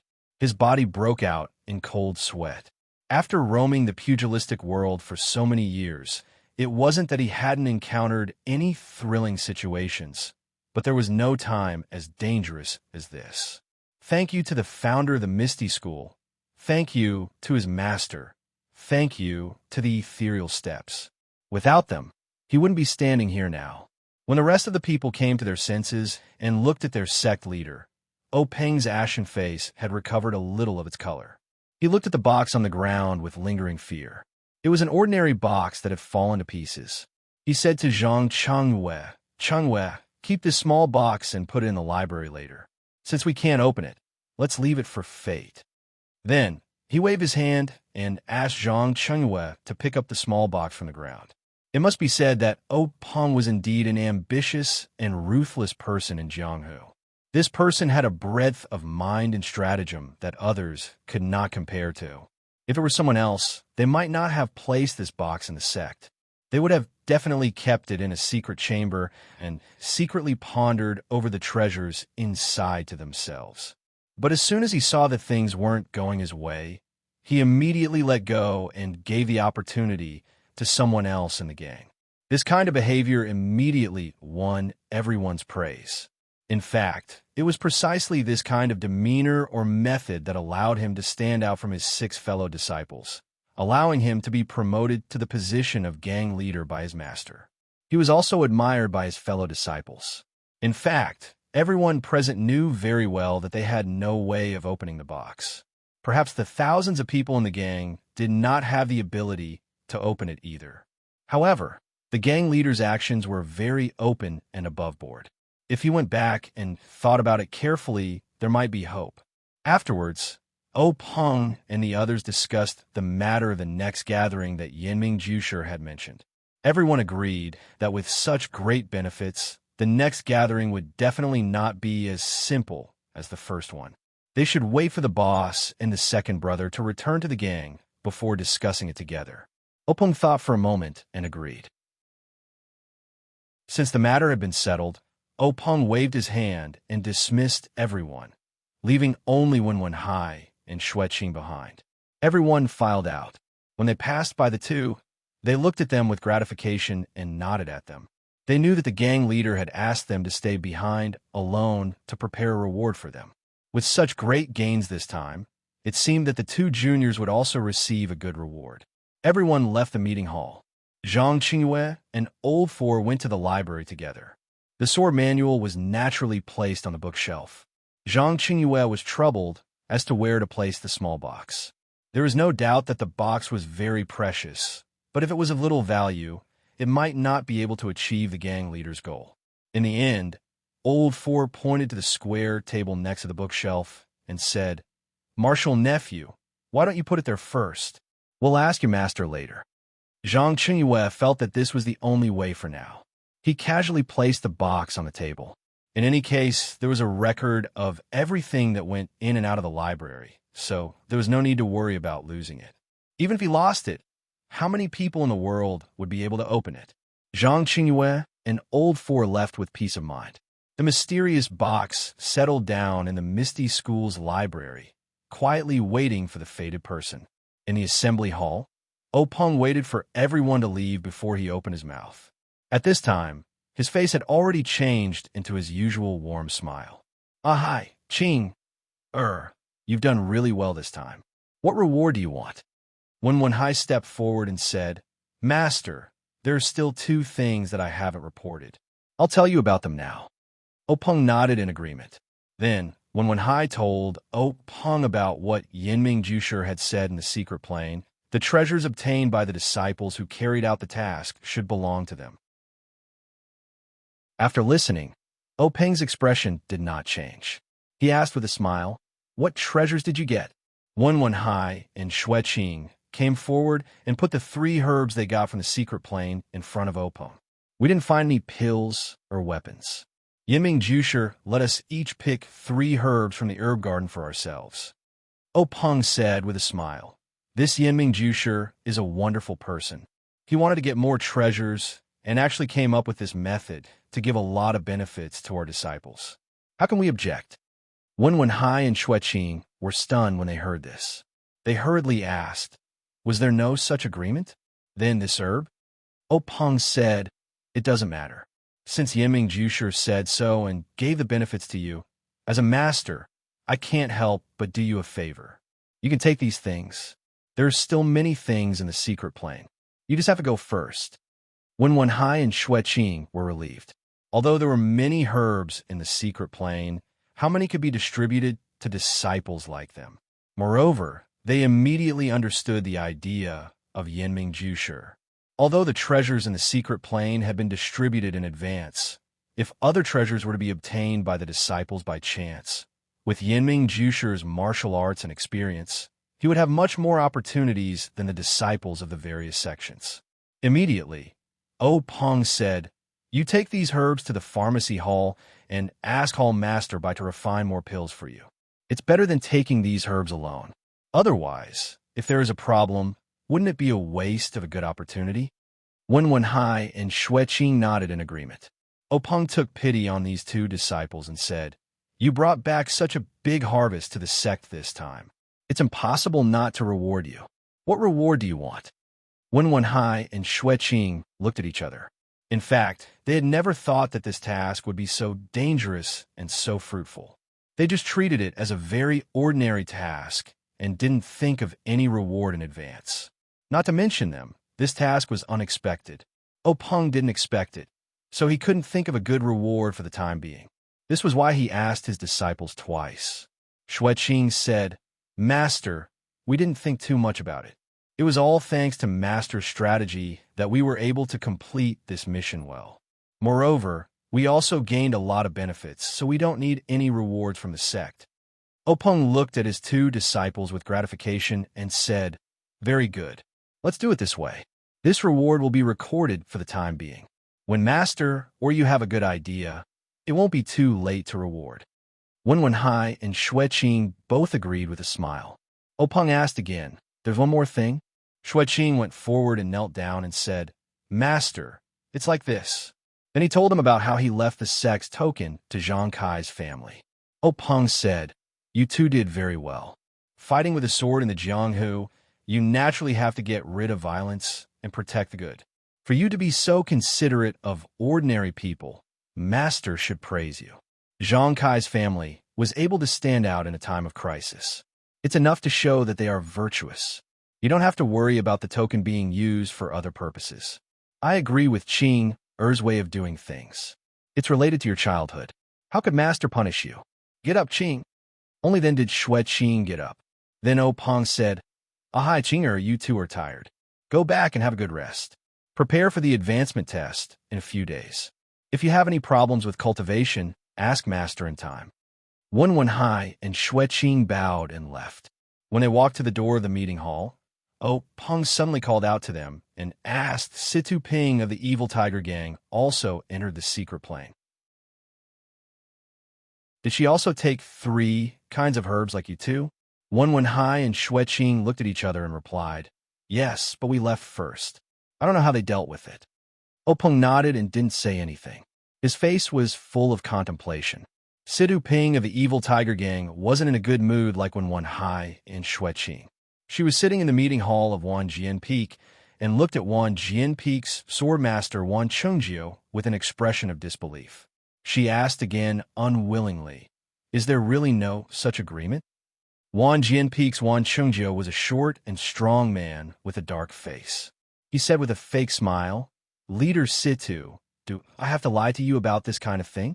Xiang Yang, give all the herbs you picked from the secret plane to your martial Uncle Cheng. Give them to him to refine into medicine like before." Ma Xiangyang lowered his eyebrows and said obediently, "Yes, Master." Then Wan Qingjiu said, "Leader Situ, the herbs you picked will also be given to my Wan Jianpeak to refine. After the medicine is refined, I will give you the priority of giving you the corresponding pills." Situ Ping didn't want to hand over the herbs at this time, but the situation was better than her. She thought for a while, gritted her teeth, and gave her herbs to Ma Xiangyang. She was really not interested in Wan Chengjiu's promise. How could sharing pills with others be better than monopolizing them? Ma Xiangyang was Wan Chengjiu's disciple. Who knew if the herbs he handed over would be taken back by him in a while? Forget it, forget it. Situ Ping shook her head and tried to expel the thoughts she shouldn't think about from her mind. At this time, Wan Qingjiu said, "Leader Situ, you've done such a big thing for my sect. My sect should also repay you. What do you think of my Wan Jianpeak's power?"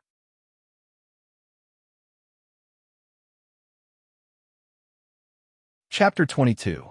Situ Ping replied, "Compared to a small gang like our Evil Tiger Gang, the difference is like night and day." Wan Qingjiu said, "Then how about I have my sect's elder Yinfeng take you in as a disciple? We'll be a family, and the Evil Tiger Gang and Wan Jianpeak will be harmonious. Wouldn't that be wonderful?" Situ Ping's face was filled with joy, but her heart was filled with bitterness. If she had this kind of opportunity in the past, she would naturally be overjoyed and agree without hesitation. But now, she was thinking even more. She had gotten involved in the extremely confidential affairs of the Myriad Sword Peak, so the Myriad Sword Peak naturally could not allow her to easily leak the news. However, Wan Chengjiu had brazenly snatched away the treasure in her hands, causing her to be extremely disheartened. And if she was accepted into the sect, then the Evil Tiger Gang would naturally belong to Wan Jianpeak. Although the Evil Tiger Gang was not big, it was still something that belonged to her. Now that it was given to someone else, it was inevitable that she would feel resentful. However, Wan Chengzhou's following words made her feel much more at ease. Clan leader Situ, if you join my sect and make a great contribution this time, you can find a suitable, high-level cultivation method from my sect's ancient records to cultivate. You will definitely be able to reach a higher level of enlightenment and squeeze into the ranks of Jianghu's experts. Situ Ping weighed the pros and cons in her heart for a moment before kneeling down gracefully and kowtowing to Wan Chengzhou. Greetings to sect leader, sword master martial uncle. Wan Chengzhou chuckled as he helped her up. Good martial nephew, get up for now. In a few days, we'll pick an auspicious day for you to officially become Elder Yun's disciple. Come over, Xiangyang, greet your senior sister Situ. Ma Xiangyang obeyed and stepped forward, bowing, greetings to senior sister. Situ Ping also returned the greeting, greetings to junior brother. In Wanjin Peak's meeting hall, the atmosphere was harmonious and everything was calm. Not to mention the foul winds and bloody rain of Jianghu. The Zhang family's small courtyard in the Guozhuang house was filled with endless warmth. The afternoon sun was so bright that even though it was winter, it made the sun even warmer. In the small courtyard of the Zhang clan, Zhang Kai led the group to bask in the sun. The slack days in winter were the favorite days of farmers. They didn't have to get up early to work. The women around the stove could also chat with their men. Looking at the lazy look of the family, Guo Sufei was extremely satisfied, especially when there was Lu Qian, who was doing needlework beside her. Lu Qian came to the Zhang family a few days ago. Guo Sufei didn't expect Lu Qian to come so soon. She thought that she would wait until the spring plowing season was over. Yesterday afternoon, when Lu Qian came, Guo Sufei was busy preparing food for the injured people in the house. Once Lu Qian entered the house, she greeted Butcher Lu and helped Guo Sufei. She left Butcher Lu, who had sent her here, to talk to Zhang Kai. This made Guo Sufei feel a lot more relaxed. Many of the household chores became orderly. Lu Qian also brought pork belly for Zhang Xiaohua and a lot of snacks for her grandmother. Both of them were full of smiles. Although her grandmother couldn't see, she held Lu Qian's hand and praised her. Lu Qian's face turned red. Lu Yiya didn't come. Butcher Lu awkwardly explained that he was busy at home, and since Lu Qian came, Lu Qian needed someone to take care of her. Of course, Zhang Kai and Guo Sufei didn't mind. They comforted Butcher Lu and said, "The family is busy, and we can't do without anyone. The child has her own things to do. It's good that you're considerate." Only then did Butcher Lu's awkwardness disappear. However, Butcher Lu's awkwardness stopped at lunch. When Zhang Xiaohua came back from getting wine, Butcher Lu pulled Zhang Kai to drink and put the matter at the back of his mind. When Butcher Lu left after eating and drinking, he kept reminding Lu Qian and asking Guo Sufei's family to take care of Lu Qian. Guo Sufei thought, "Do I need you to tell me that? If we don't take good care of her, how can we let her stay?" After Lu Qian came, not only did Guo Sufei feel relaxed and not in a hurry, the other family members also felt the changes in the house. Not to mention the small changes in the house and courtyard, not to mention the different cooking methods in the morning and evening, which increased their appetite. Just the addition of such a beautiful girl to the big family was enough to make them happy. Although a day didn't mean much, this beginning let the Zhang family smell the sweet taste of life. The Misty School's secret medicine was indeed effective. In just a few days, Zhang Xiaohu's bones and internal organs still hurt a little. His external injuries had basically scabbed. Zhang Kai still needed crutches, but his external injuries were the same as little tigers. Needless to say, Zhang Xiaohua was already running around energetically. Every day, she would hold a wooden stick and dance around. She seemed to be practicing martial arts, but looking at her unorganized appearance, it was just wild fox in. The most miserable Zhang Xiaolong was now the happiest. His internal and external injuries were more serious than the others. At this moment, there was only a little improvement. Needless to say, his arm was fixed for only a few days. There was still a long time before the next change of dressing. What made Zhang Xiaohu and Zhang Xiaohua envious was that every time Zhang Xiaolong had something to do, such as eating Lu Qian would feed him. Although Guo Sufei and Zhang Xiaohua used to feed him, since Lu Qian came, the two of them stood aside. The first time Zhang Xiaolong and Lu Qian fed him, Zhang Xiaolong and Lu Qian both blushed and were very unnatural. When they finished eating, the food was cold. However, Lu Qian quickly got into the role and was generous. Zhang Xiaolong looked at Lu Qian's appearance. She probably served his father and brother at home. Since the girl was so generous, he didn't need to be too reserved. So the two quickly became familiar with each other. Farmers had their own simplicity and masculinity. Although Zhang Xiaolong didn't read many books, didn't know many words, and his appearance was ordinary, his inherent temperament and steady behavior deeply attracted Lu Qian. Lu Qian admired him. She deeply felt that this Zhang Xiaolong was a piece of unpolished jade. He was born in this poor family and was unpolished. It was really God's will for her to meet such a person. Zhang Xiaolong was even more so. The beautiful and pleasant Lu Qian not only had the simplicity and practicality of a farmer, but also the knowledge and propriety of a pretty girl from a humble family. Zhang Xiaolong adored her from the way she handled the household chores to the way she conducted herself with elegance. He had never thought that such an excellent girl would appear in the countryside where he had lived for so many years.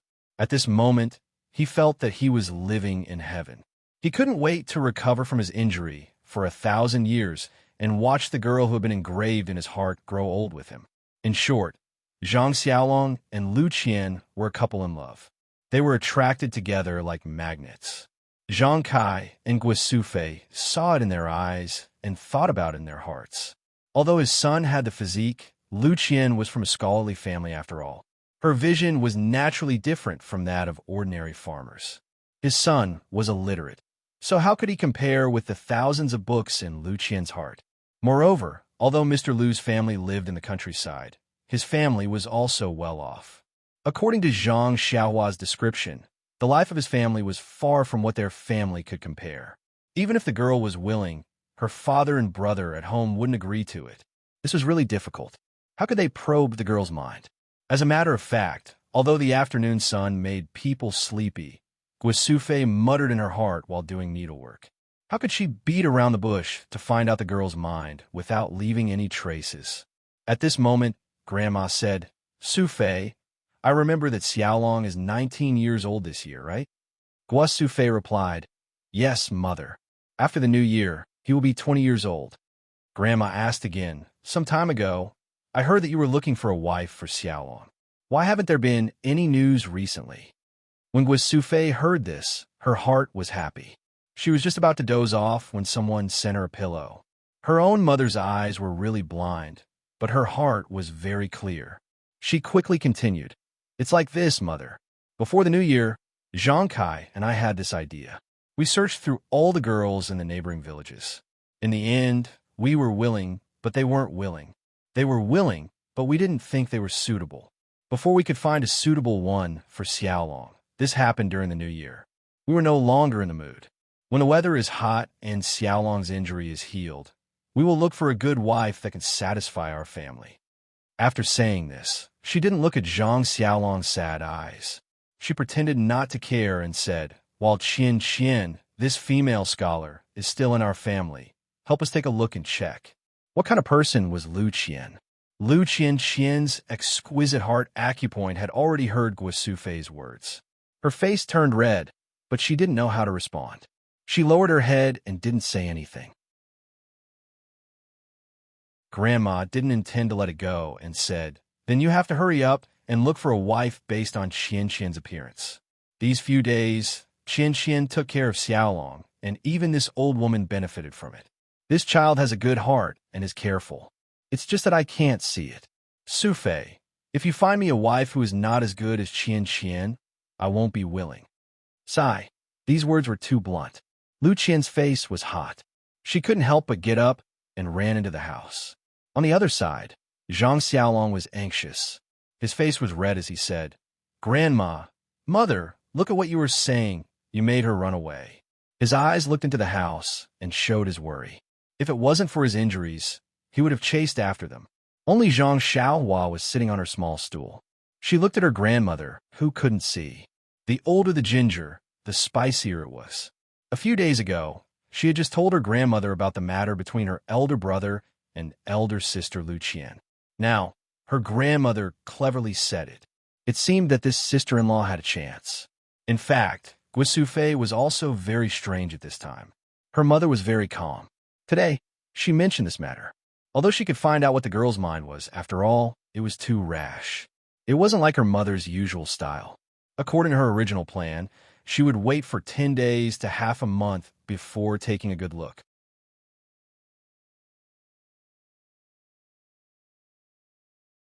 Chapter 23. Luqian hid in the small house with a red face. There was a trace of sweetness and a trace of anger in her heart. The sweetness was that her thoughts were guessed by others. Presumably, her sweetheart also knew. The anger was that she had only been at home for a few days. To speak like this, they were looking down on her too much. Although Lu Qian's face was burning and her heart was a trace of anger, she was also a little confused. After these few days of contact, her grandmother was a very reasonable person. How could she embarrass her in front of her face like this? However, that was not necessarily the case. The elderly were old, and it was inevitable that her heart was confused. She could understand, but how could she go out and meet them now? The people outside were also the same. Looking at the smiling grandmother, Zhang Xiaolong was very speechless. There was no other way. It was not suitable for him to go in at this time. Guisufei thought about it and pinched Zhang Xiaohua's ear and said, "It's all because of you. Go and call Lu Qian out." Zhang Xiaohua rubbed her ear and scratched her head. She muttered, "What does it have to do with me?" Guisufei smiled and pushed her and said, "If you didn't tell your grandmother about your brother and Lu Qian, how would your grandmother know?" Zhang Xiaohua said, "So you know." After that, she had to get up and walk into the house. As she walked, she thought about what to do. Lu Qian was in the house with a burning face. Seeing Zhang Xiaohua come in, Zhang Xiaohua happily ran in front of Lu Qian. She held Lu Qian's hand and said, "Sister Lu, it's boring to stay at home. Come with me to see my farmland and the well we dug." Lu Qian said, "Okay, I heard from your brother that you opened the land yourself. I've always wanted to see it. We'll go today." After that, Lu Qian took Zhang Xiaohua's hand and walked out of the house. Zhang Xiaohua followed behind Lu Qian. As soon as she walked out of the house, she shouted, "Father, mother, I'll take Sister Lu to see my land on the hillside. We'll be back in a while." Guisufei said, "Then you guys go and come back early. You're in a hurry to come back for dinner. Xiaohua, protect your sister well." Zhang Xiaohua giggled and said, "No problem, Yangqin." Lu Qian walked in front of Guisufei and said in a low voice, "Annie, I'll go out then." Guisufei smiled and said, "Come back early." Thus, Lu Qian and Zhang Xiaohua walked out of the Zhang family small courtyard. Walking on the path of the Guizhuang house, from time to time, there were familiar villagers who came to greet them. The village was not big. If there was a small matter in any family, they would immediately know. Moreover, the Zhang family, which had always been low-key, suddenly had a beautiful girl. The neighbor who went to Balagu with Zhang Xiaohua had already been told by Zhang Kai not to say anything about Lu Qian. They only said that the children of their relatives came to stay for a period of time to take care of the sick and injured family. Of course, Zhang Kai was sick. Xiaolong and Xiaohu were naughty and injured. Although they were past the naughty season, it was common for people in the mountains to be injured. Everyone did not suspect anything else. It was no wonder that Zhang Kai was so careful. The lesson in the neighboring village was an example. It was better not to be too ostentatious. Although it was reasonable to say that she was a relative, in the eyes of the villagers, it was very thought-provoking. A girl who was prettier than all the other girls in the village came to serve Zhang Xiaolong. All of this could only mean that everyone knew a secret. It was just that no one said it out loud. Looking at Lu Qian, the way they greeted Lu Qian was ambiguous. Originally, Lu Qian came out to escape the awkwardness. In the end, the small path in the village was even more awkward. Fortunately, the path was not too long. Soon, they reached the small bridge. Lu Qian liked the stream very much. She liked the stream to flow further and further away. She asked Zhang Xiaohua, when you went to Balagu, did you see the stream in our village? Zhang Xiaohua scratched her head and said, I didn't pay attention. At that time, I was thinking about how to find your house. I didn't have the heart to look at anything else. Lu Qian smiled and said, the river in Balagu is much bigger than the one in your village. There's also a lot of land by the river. Even my family has a medium-sized piece of land by the river. It's a pity that no one in my family cultivates it, so we rented it to someone else. Zhang Xiaohua said, it's a pity. If my family had this piece of land, we wouldn't have to open up a wasteland on the slope. As they spoke, they crossed the bridge. A winding path led up the slope. It was not a real path. As the saying goes, there are many people walking on it. This path appeared on the flat ground of the slope. Lu Qian walked lightly on this path. Her elegant demeanor was like a dancing musical note. Zhang Xiaohua could not help but praise, Sister Lu, you walk so beautifully. Lu Qian smiled and replied, you little rascal, why aren't you walking? Under the winter sun, the slope was filled with a rare warmth. Along the way, the two of them did not feel cold or bleak. Instead, there was the smell of spring. The newly opened farmland on the slope was lying there alone. Its owner had not come to see it for a long time. It was still the same. Lu Qian looked and said in surprise, Xiaohua, did you open this by yourself? It's a huge piece of land. Zhang Xiaohua raised her head and said proudly, that's right, Sister Lu. It was all done by me. Big brother and second brother also helped a little. Lu Qian praised her. You're really not simple. You're an amazing child. Then she naturally saw the huge stone that looked like a bed under the tree. She asked in surprise, this kind of stone is rare. It's so neat. It's actually so big. It's also rare to see in the mountains where we come from. Zhang Xiaohua asked Lu Qian, Sister Lu, can you guess where this stone came from? Lu Qian smiled and said, how can I guess? Could it be that you dug it out when you were reclaiming the land? Could it be that you even carried it from the river? Lu Qian walked to the big stone and sat down. Holding the stone with her hand, she realized that the stone was not like what she had imagined. It was still somewhat warm. If not for the ugly color of the stone, she might have thought that it was a big piece of jade. She thought in her heart, strange. Zhang Xiaohua did not pay attention to the details of the stone. When she brought it up, she was so tired and sweaty. Who knew if it was warm or not? Moreover, she had just left it there and did not seem to notice it. Even when she sat on it, she thought that it was because of the sun. Zhang Xiaohua smiled and said, since sister can't guess it, let me show you something. Then, she led Lu Qian down the hill and walked to the well at the foot of the hill. Lu Qian looked at the huge well and could not help but laugh. It seemed that the stone was dug out from here. She had never seen a well with such a big hole. Zhang Xiaohua said, Sister, that stone was dug out from this well. At that time, it took a lot of effort, and the well was almost not dug out. Then, she used the tools beside the well to get some water from the well and handed it to Lu Qian, saying, Sister, try it. The water is really good. It's sweeter than the water in the river. Lu Qian took it and took a small sip. She raised her eyebrows. Xiaohua was right. The water was really sweet. It was much better than the spring water she used to get from the hill. If she used it to make tea, her father would definitely like it. Thinking of this, she laughed in her heart.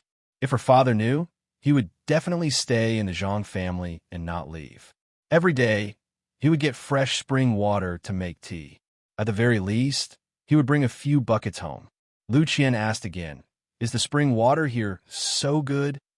Zhang Xiaohua shook her head and said, no, the spring water on the hill is not so sweet. Lu Qian said, is it because of the well at the bottom of the hill?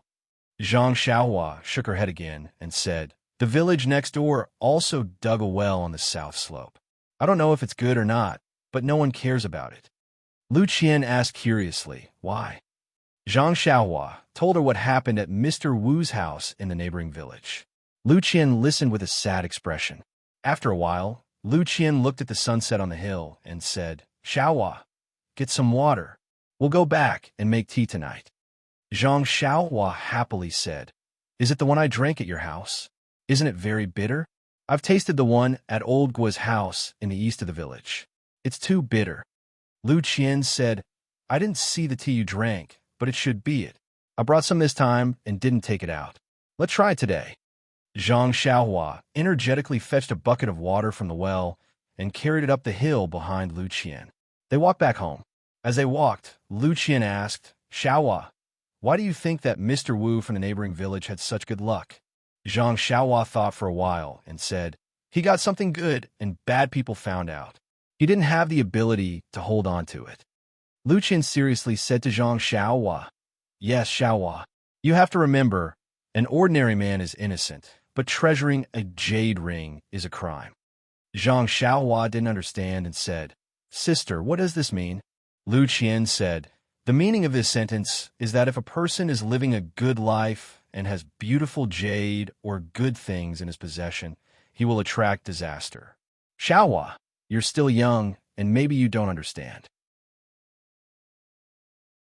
In fact, the most unpredictable thing in the world is human nature. It's hard to guarantee that someone won't covet your jade. Mr. Wu's mistake is that although he dug out the treasure, if other people found out, those covetous people would come to snatch it. If no one saw when he dug it out, others wouldn't know that he had a treasure and naturally wouldn't come to snatch it. Then, Lu Qian jokingly said, in the future, if Xiaohua has any rare treasures, you have to keep it a secret. Don't let others know.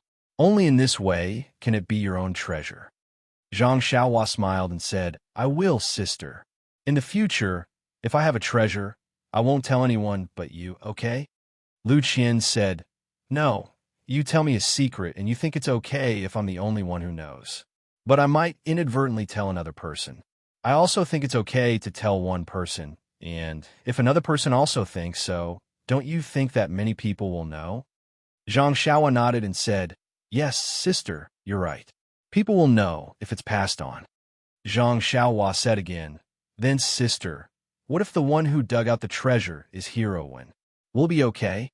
Lu Qian said, then the situation will be different. Zhang Xiaohua asked curiously, what's the difference?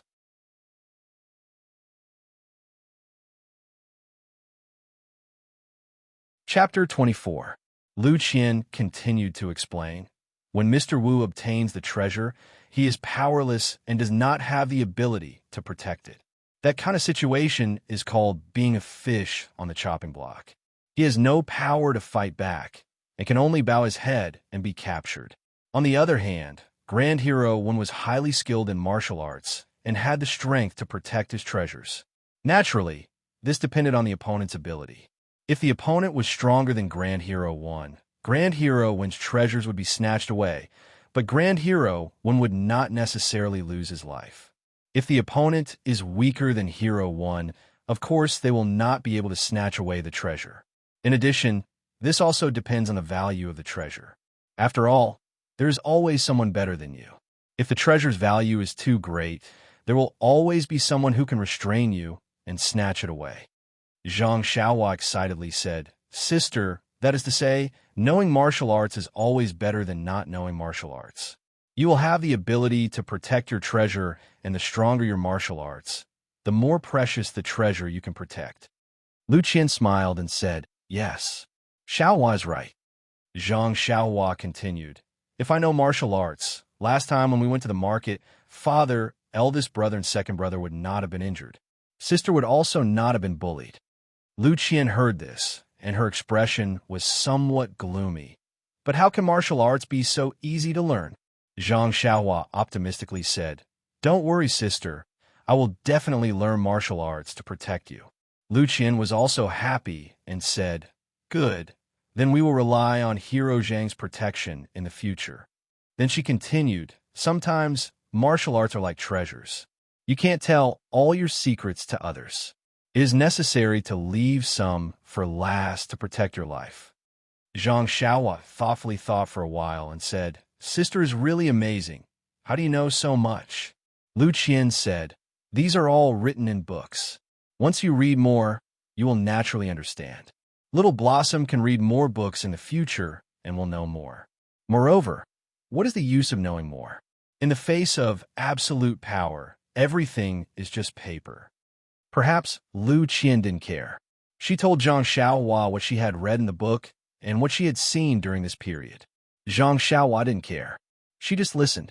However, these views deeply affected Zhang Xiaohua in the future. While they were talking, the two of them had already arrived at the door of the Zhang family's small courtyard. At this time, the sun had already set, and the last trace of afterglow struggled to be swallowed up by the darkness. A cold wind blew, and looking over the wall, Zhang Xiaohua's family had already returned to their rooms. Zhang Xiaohua secretly laughed in her heart. The task of the afternoon had finally been completed. She said, "Elder sister, you've read so many books. In the future, you have to tell me more about them. You also have to teach my eldest brother how to read and write. Otherwise, you will have nothing to say." Lu Qian casually replied, "Okay, leave it to me." Then, he felt that his words sounded a little awkward. This little blossom was quite scheming. However, she continued to think, this wall is too low. If there is any movement in the courtyard, it can be seen from the outside. When I have time, I have to make it higher. However, she was completely unaware that she already had the awareness of a housewife. The small house at home was still warm. Zhang Kai, Zhang Xiaolong, and Zhang Xiaohu were talking on the comm. Since Lu Qian came, the grandfather and the son had squeezed together. Guo Sufei was already busy preparing dinner. Zhang Xiaohua carried the bucket of water into the courtyard. Her mother, who was in front of the stove, saw it.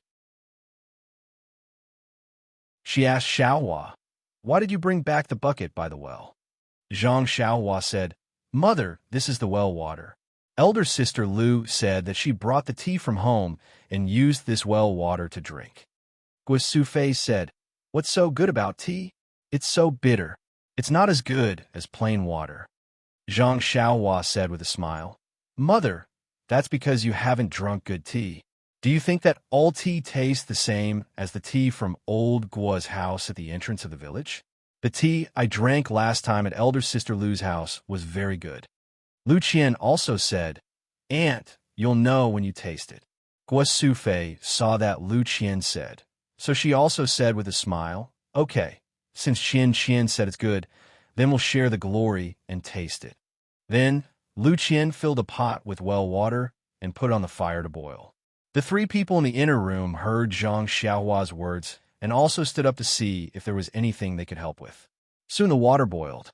The Zhang family didn't have a teapot, so Lu Qian had to put a few tea leaves into the bowl and boil it with water. Zhang Kai and the others looked at the freshly brewed light green tea. Smelling the faint fragrance of the tea, they couldn't help but be puzzled.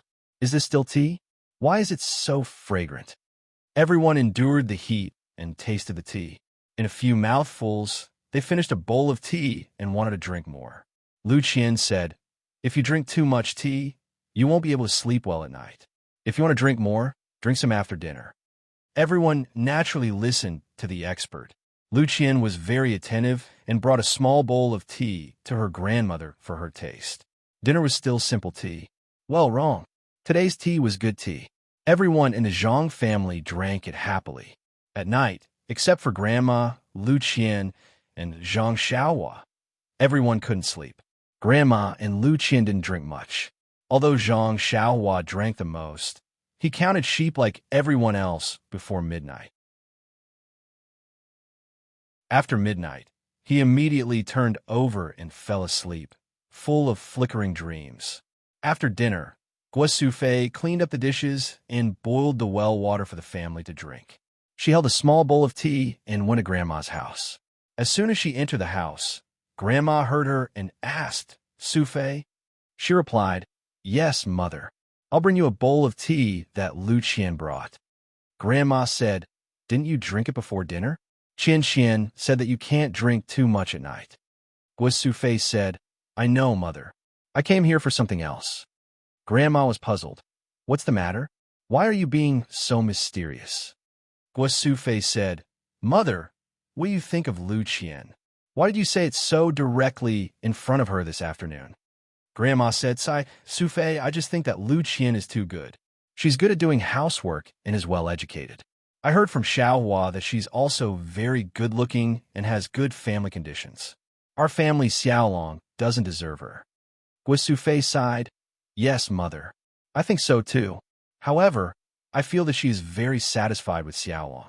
It's just that I haven't found a chance to ask in detail. You said this in the afternoon, and I don't know how to ask again. Grandma said, Qian is one thing. We also have to look at her family's opinion. I heard from Xiaohua that her family is educated and not good at farming. Her uncle is also a butcher. It seems that it's hard to communicate with us farmers. Moreover, their family is not as poor as ours. It's really hard to say.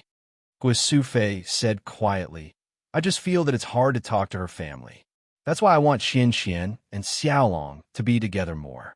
After a long time, when they have feelings for each other, it may be good for us.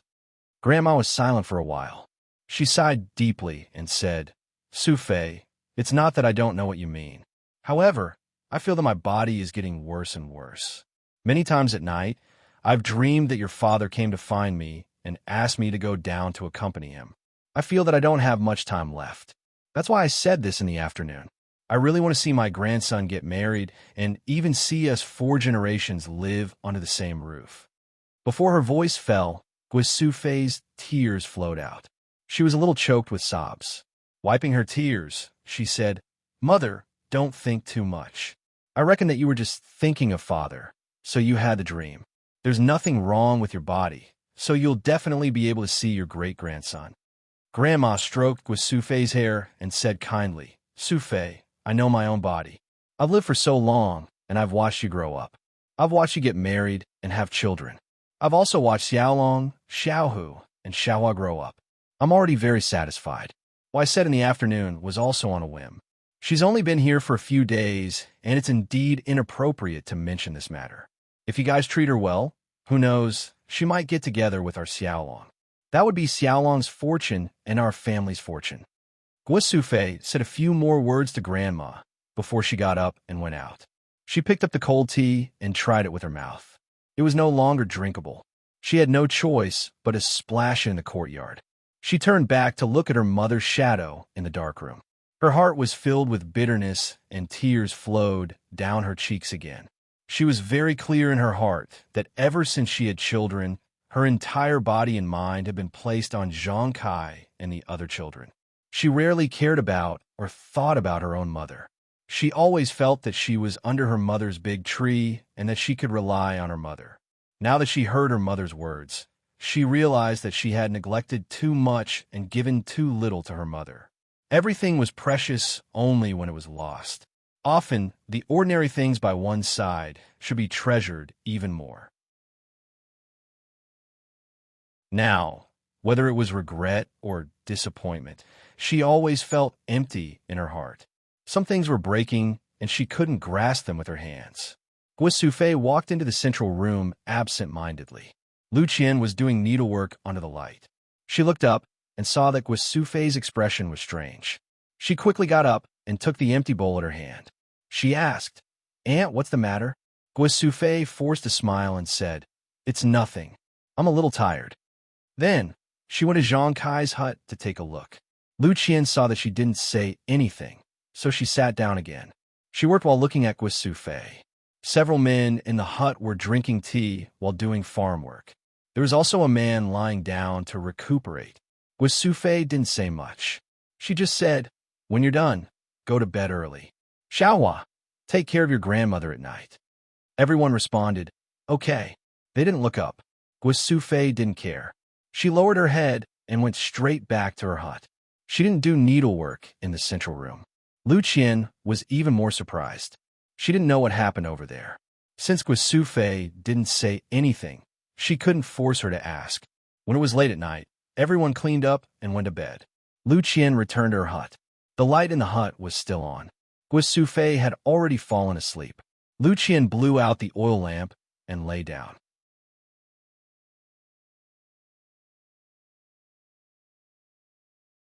Chapter 25. Lu Qian laid down with her clothes on. She could not fall asleep in the dark. Usually, it was Guisufei who tidied up the house and was the last one to go to sleep. Tonight, she lay on the Kong early and did not get up to settle the others down. The other men did not notice these details, but Lu Qian took it to heart. especially when she saw the strange expression on her grandmother's face after returning to the house. It made Lu Qian even more suspicious. However, this was the Zhang family's matter after all. As an outsider, Lu Qian was not in a position to ask, so she could only keep it in her heart. In the dark, Guo Sufei also tossed and turned, occasionally sobbing. After a long time, Guo Sufei's mood calmed down. She asked softly, "Qian, you haven't slept yet, right?" Lu Qian said carefully, "I haven't fallen asleep yet, Auntie." Guo Sufei sighed and said apologetically, "Alas, there are some things that make my heart uncomfortable. I made a fool of myself."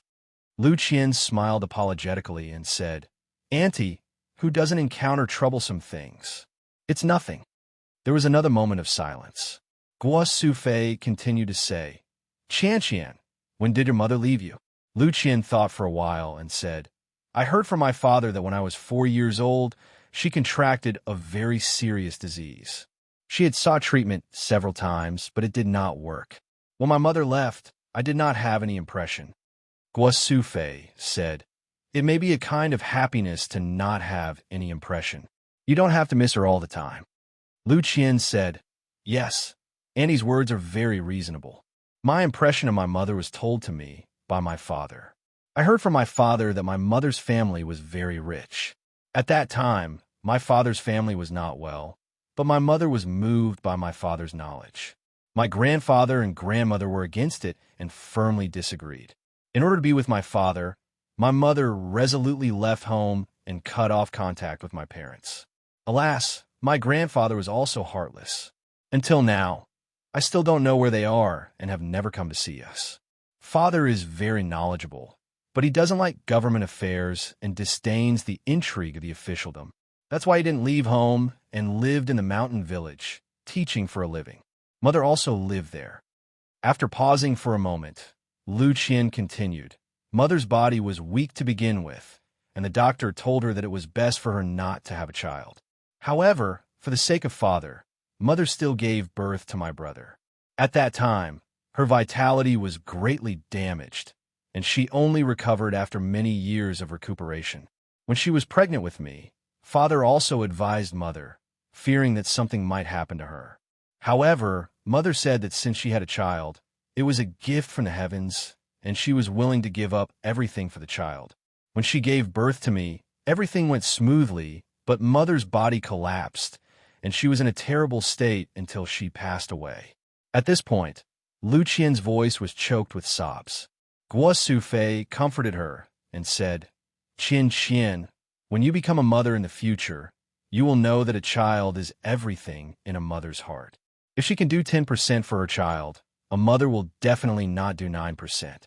Although you are still in Mother's stomach, everything about you has already been branded in Mother's heart.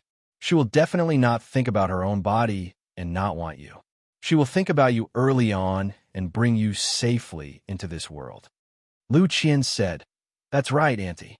Sometimes I am very grateful to my mother in my heart. Although I really only have a vague impression of my mother, she was not only able to escape the shackles of the family for her own happiness, she was also able to sacrifice her life for her child. Sometimes when I think about it, a mother's love is so ordinary and great. Moreover, Annie, I haven't been here for long, but I especially like the harmonious atmosphere in your family. When I see how Xiaohua and the rest rely on you, I am also very envious." Guo Sufei said, "Qian, I can't compare to your mother. I have lived in this small mountain village since I was young and didn't learn to read. I can't compare to your mother who read a lot of books and know a lot of things. Ever since your uncle married into our family, I felt that since the two of us live together, we should live in harmony, respect, and love each other. Otherwise, what fun would there be in life?" Later on, there were the 3 brothers, Xiaolong, Xiaohu, and Xiaohua. You don't know how it felt to watch them grow up bit by bit. My heart was filled with pride and achievement. Your uncle and I are not literate and have little experience. Our children also suffered with us and can't be taught well. We can't compare to you siblings." Lu Qian said, "Auntie, you're wrong. Although we siblings have read more books than Xiaolong and the rest, we also know more words and have more experience. But Auntie, when Ye and I were bullied in town, there were many scholars present who would stand up for us. It was Xiaolong and the rest who didn't read much, but they knew the justice of heaven and earth. They stood up without fear of power and fists. This kind of good is the real good. The more books they read, the less hot-blooded and more considerate. They might not be better than those who don't read. Guo Sufei also said with relief, "Speaking of them, I am really happy. These children are kind by nature and have been very sensible since they were young. Although they are naughty, they don't harm others. They also know their family situation and have never caused trouble for us. Since they were young, everyone in the village liked them very much. When it comes to helping others, they have done a lot. I, as their mother, am very proud of them. Actually, sometimes I think that if our family situation was really good, we might not be able to feel at ease with them now." Lu Qian agreed. "Yes, Sandy. Sometimes a person's life is destined. They can grow up well in this environment, but there might not be a good outcome if they forcefully change the environment." Then, when Lu Qian saw that Guo Sufei's mood had improved, she continued to ask, "Auntie, it seems that you haven't told me about today's matter. It's not good to keep things to yourself. It's good for your health to talk about it." Guo Sufei forced a smile and said, "Look at me. When it comes to children, I digress. I really miss children a lot in my life." Lu Qian did not reply. Guo Sufei continued, "As a mother, I miss my children. I worry about their health, food, and clothing, but I neglected my mother. When I was a child, it was my mother who took care of me and paid attention to me. She also watched me grow up and become an adult. Now, I am wholeheartedly devoted to my children and have long forgotten my mother. Although I take care of her every day, cook for her, and make new clothes for her, I rarely talk to her and ask her about her thoughts. Now that I think about it, I should have done more for my mother." Lu Qian also felt suffocated. Yes, all the mothers in the world doted on their children, but their children often neglected their mothers. She comforted Guo Sufei and said, "Auntie, Grandma is happy to see that you care about your children. She won't mind that you don't care about her. She will only give her love for you to her grandson. Moreover, Auntie, your mother is also by your side. Isn't it better than me, who doesn't have a mother to dote on?" Guo Sufei said faintly, "But when you want to repay your mother, you realize that you don't have much time with her. Do you regret that you didn't realize this earlier?" Lu Qian also sighed and said, "Yes, it's a pity that the child wants to take care of his parents but can't wait for him. However, Annie, Grandma is already so old. She should be very happy to be able to see you get married and see your grandson grow up. Although you don't directly care about her, you are actually indirectly loving and caring for her. I don't think Grandma will blame you." After pausing for a moment, Guo Sufei said, "Qian, it's good to be able to read, and understand things like you. After hearing your words, I feel much more at ease. Sometimes, village women like us just can't get over it." Lu Qian said, "Auntie, don't praise me like that. I'm also a farmer." Guo Sufei said, Qian, don't be modest. At least I know that there are no children as smart as you in the surrounding villages and 8 villages. That's right. The words Grandma said to you in the afternoon were rude. Don't mind it." Lu Qian said, "I won't, Auntie." Guo Sufei was quiet for a while and finally said, Qian, but then again, this is also her last wish. Moreover, our family likes you very much. I have always wanted to ask your thoughts. Since we have said so much today, I won't care too much. What do you think of Xiaolong?" This time, it was Lu Qian's turn to be quiet. Lu Qian didn't know how to answer in her heart.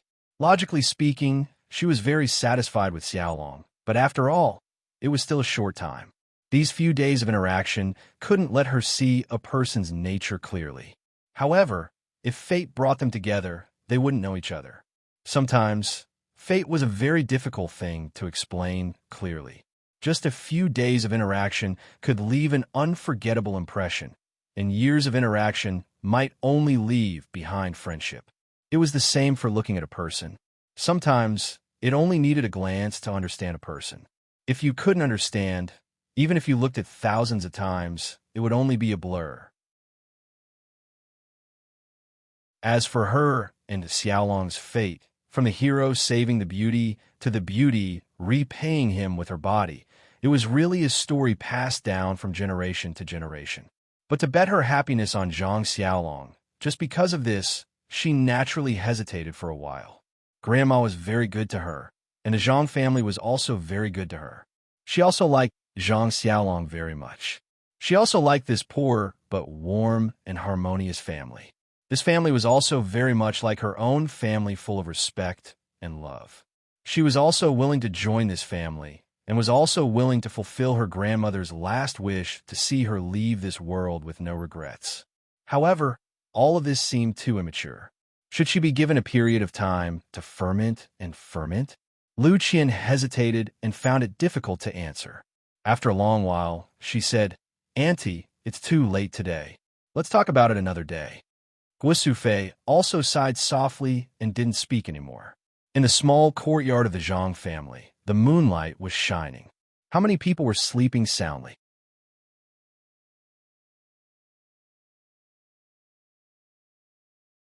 Chapter 26. Under the same night sky, no one was sleeping in the meeting hall of the Misty Mountain Villa. In the meeting hall at night, countless butter candles as thick as a boy's arm were lit. The whole meeting hall was as bright as day. Compared to the hustle and bustle during the day, there were only 6 people in the meeting hall. Yes, there were 6 of them. They were the famous Misty 6 Tigers in Jianghu. Openg was still sitting in the chair of the faction leader. On his left was the eldest, Hu Yuni, and the second, Li Jian. On his right was the 4th, Shangwan Fenglu, the 5th, Lu Qingyang, and the 6th, Su Peihua. The eldest, Hu Yuni, was a robust middle-aged man.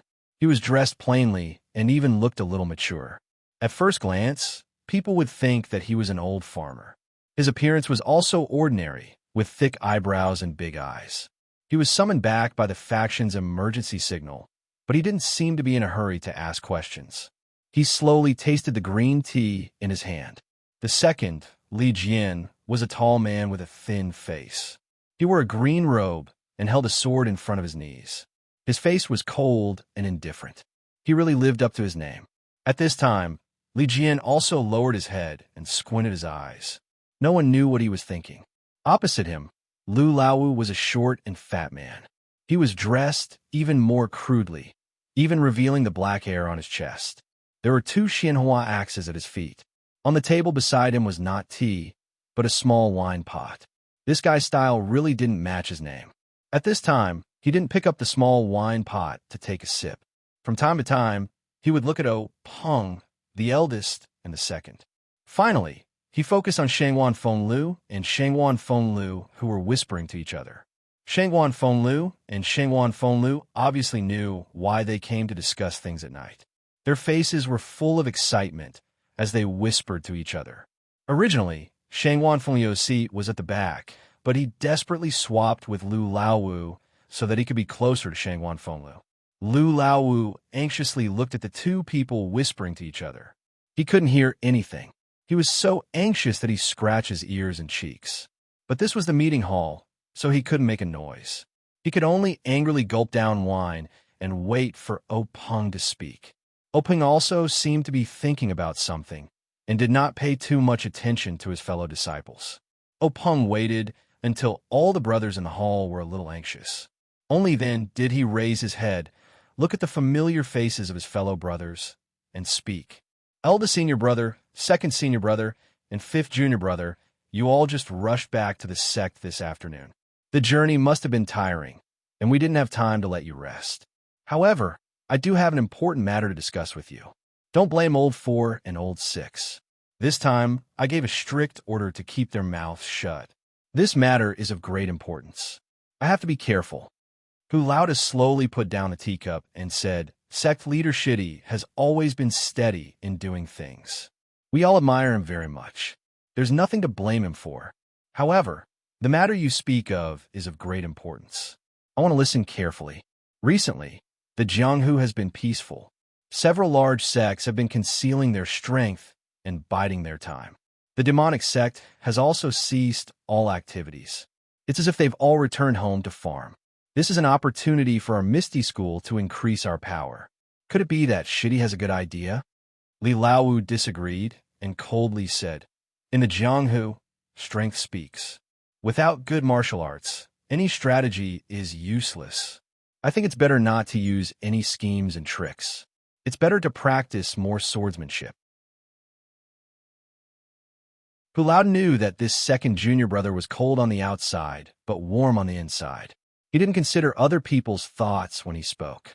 His words were not directed at him, and what he said made sense. He naturally ignored it. Lu Laowu echoed and raised his axe, saying, "Third brother, which bastard is looking for trouble? I'll go chop him up."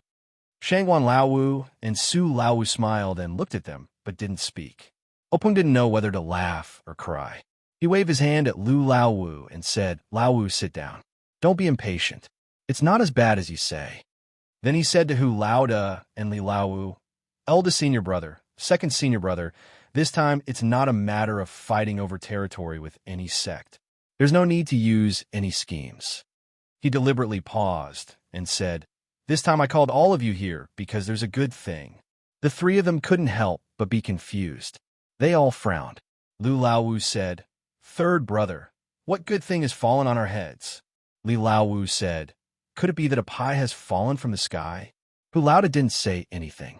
He thought for a moment and said, "Laowu, could it be the old beggar you mentioned last time?" Openg smiled and nodded. Lu Laowu laughed. His grandmother, that old beggar, really didn't lie? I threw this matter to the back of my mind. It's already been a year. Who still remembers? Li Laowu said with a straight face. "When did you go out? You seem to have been in the sect this year. How come I didn't know you went out?" Openg said, "I didn't go myself." Lu Laowu interrupted at this time. He pointed at Shangguan Laowu and Su Laowu and said, "I was wondering why these two people were whispering the moment they came in. So it was you guys who went. Why didn't you say anything in advance?" Su Laowu quickly said, "Fifth brother, you're mistaken. We just found out a few days ago." The three of them became more and more confused. Openg quickly explained, "Laowu and Laowu really didn't go. I sent Ahai and Qing." When Lu Laowu heard this, he immediately jumped up. "You actually sent two disciples for such an important matter? Aren't you afraid that something will go wrong?" Hu Laoda glared at him and said, "Don't be so surprised, okay? Aren't the two of them safe? Otherwise, how can we sit here and discuss things peacefully?" Su Laowu thought for a moment and said, "That's true." Openg smiled and explained, "It's like this. In order to not let the spies of the other sects notice our movements and give them a chance to loot a burning house, I, the Tan family's master, and the Wan Jian Peak sword master didn't go. We only sent the second-generation disciples of our sect to the place we chose in advance. Yanming Jusher, who few people in Jianghu paid attention to, took them there." Li Laowu said, "This Yanming Jusher's martial arts are average. He's smart, but he's shrewd. Ahai will be at a disadvantage if he goes with Qing Er." Hu Laoda said, "Since Laowu and the others let him take them, they naturally have a way to guard against him." Openg rubbed his nose and said, "Eldest senior brother is right. Before he left, all three of us sent people close to him to his Yinming Mountain villa. He also sent people to escort his wife and children to our sections. When the matter is completed, we can then escort his wife and children back and exchange our people at the same time." Hu Laoda asked, "Who did you send?" Openg said, "Naturally, it was Yenna." Hu Laoda nodded. Openg continued, "She just returned a few days ago and is resting in the villa." Hu Laoda also said, "She's the only one who's suitable for this kind of thing. It's been hard on her." Li Laowu said, "She's your sister. Naturally, she should share her brother's worries.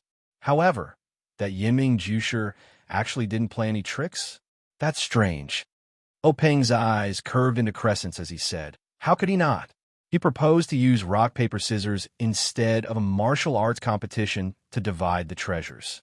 In the end, he was completely defeated by our Qing Er." Lu Laowu also laughed. "That's right. This girl never loses when it comes to guessing.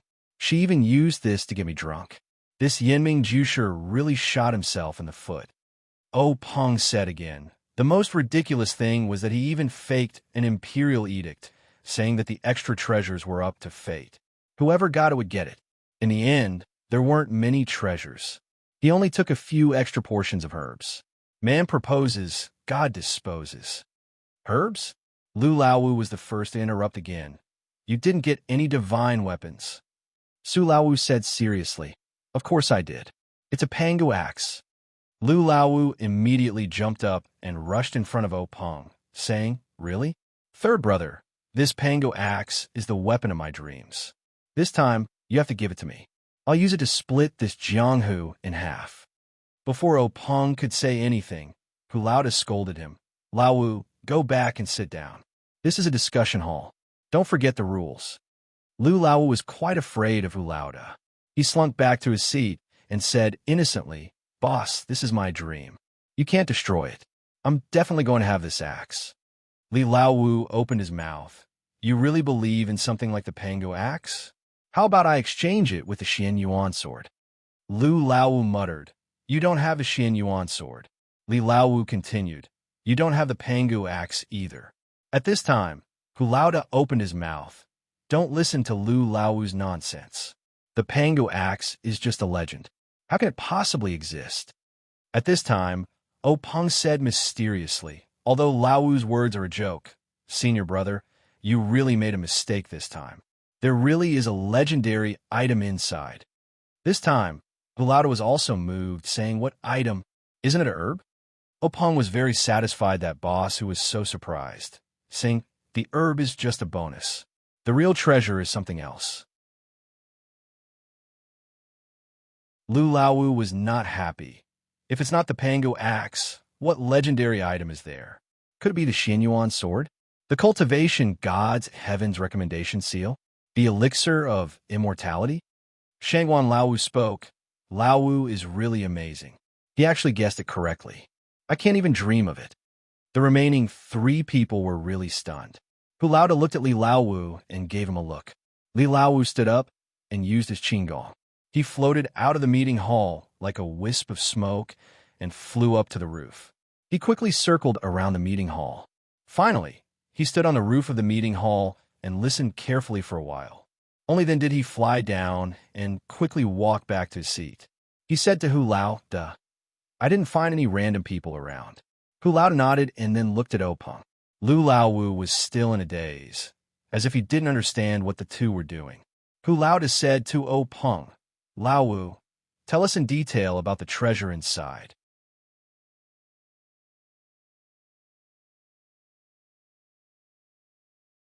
Chapter 27. O Peng then took out a small porcelain bottle from his arms and handed it to Boss Hu. Boss Hu took the small porcelain bottle and carefully looked at the words on it. Even if he was a calm person, his hands trembled. He was so frightened by the 3 words that he almost dropped the bottle.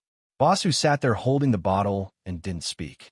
Seeing Boss Hu like this, Li Laowu and Lu Laowu curiously walked forward and looked at the bottle on both sides. Life-prolonging pill? Both of them exclaimed. What was different was the second sentence. Li Laowu said, There is such a thing. Lu Laowu said, What is this? Boss Hu and Li Laowu's faces were gloomy and uncertain. Their frowns became deeper and deeper. Lu Laowu looked at the expressions of the two puzzled. He even turned to look at O Peng, Shangguan Laosi, and Su Laolu. The 3 of them also had a serious look on their faces. After a cup of tea's time, Boss Hu let out a long breath and seemed to have made up his mind. He calmed down and straightened his back again. He returned the small porcelain bottle to O Peng. He said, Lao-san, what are you going to do with it? O Peng could hear the change in the way he addressed him.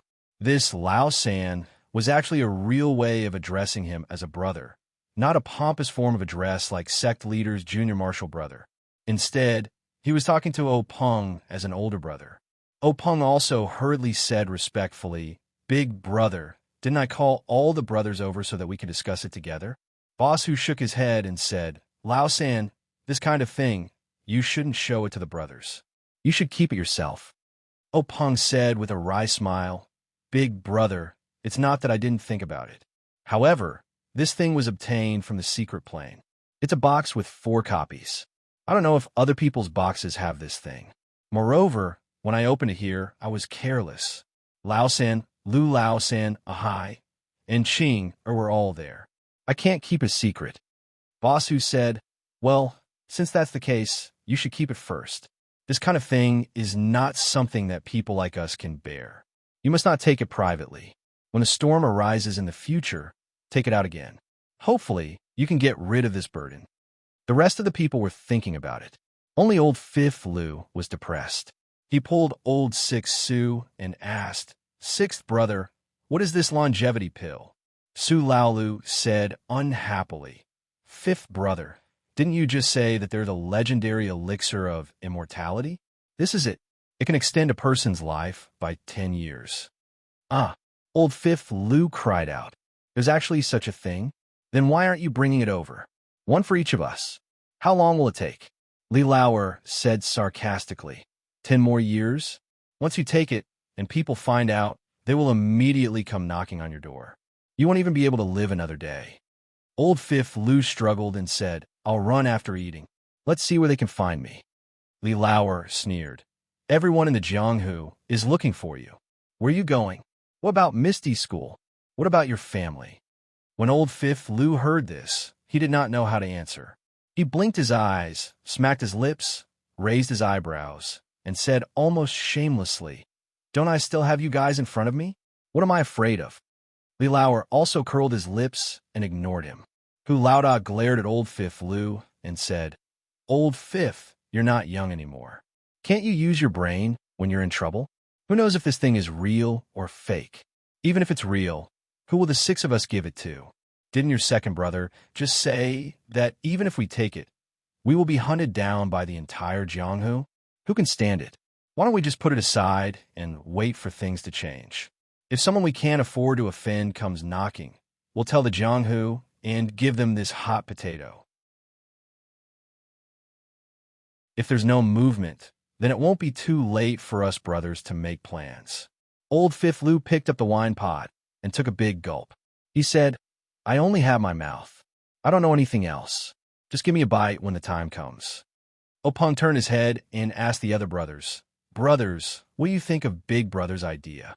Shangguan Laosi stroked his beard and said, Big Brother's idea is very much to my liking. I've been thinking about this for the past few days.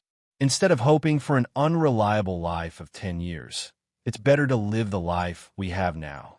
Don't ruin the great foundation of our Misty School.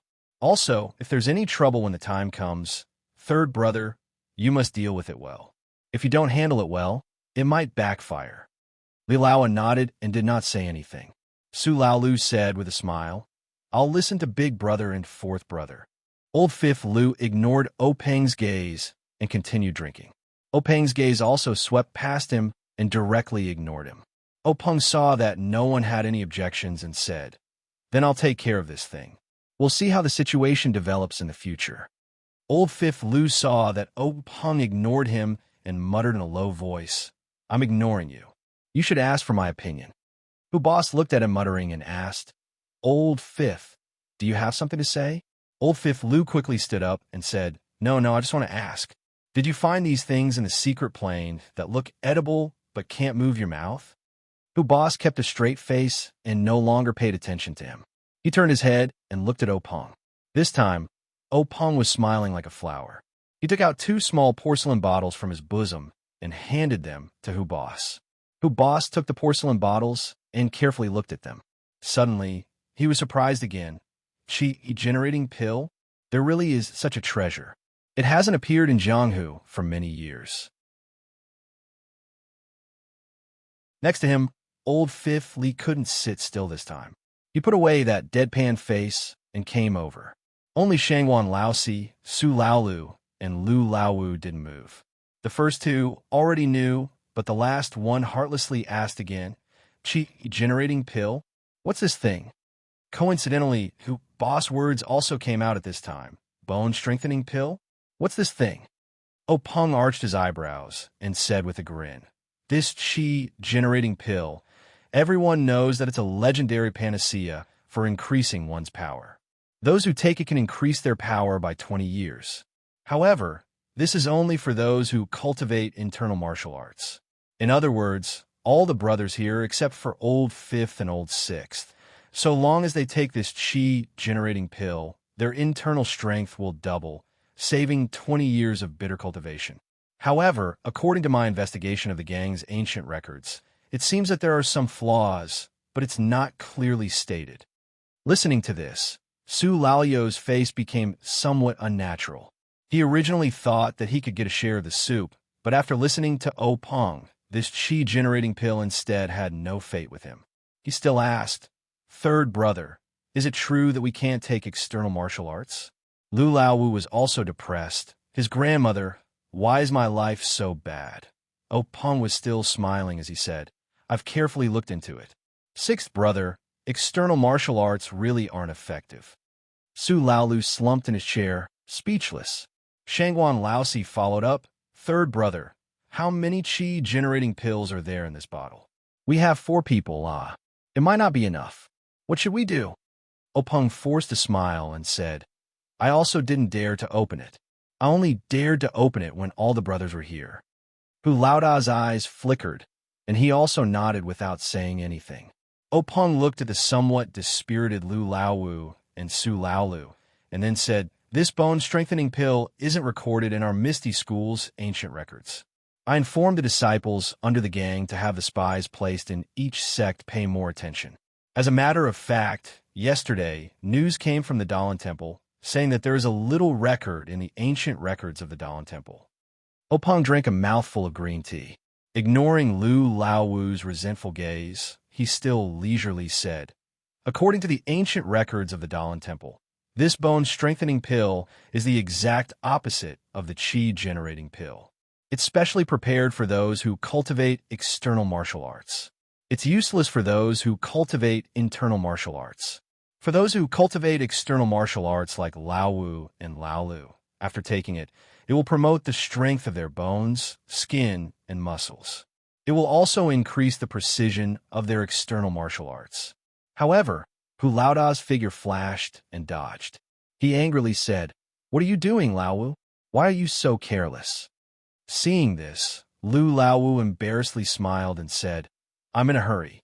I want to see what this thing looks like." Hu Laoda scolded, "Sit there obediently. In a moment, I'll naturally give it to you." Lu Laowu obediently sat back down. Su Laoyo's expression was also abnormally excited. Anyone who had experienced such a great change in mood would be so excited that they wouldn't be able to sit still. He also covetously looked at the small porcelain bottle. Hu Laoda took the 2 small porcelain bottles and didn't return them to O Peng. Instead, he sat down on a chair.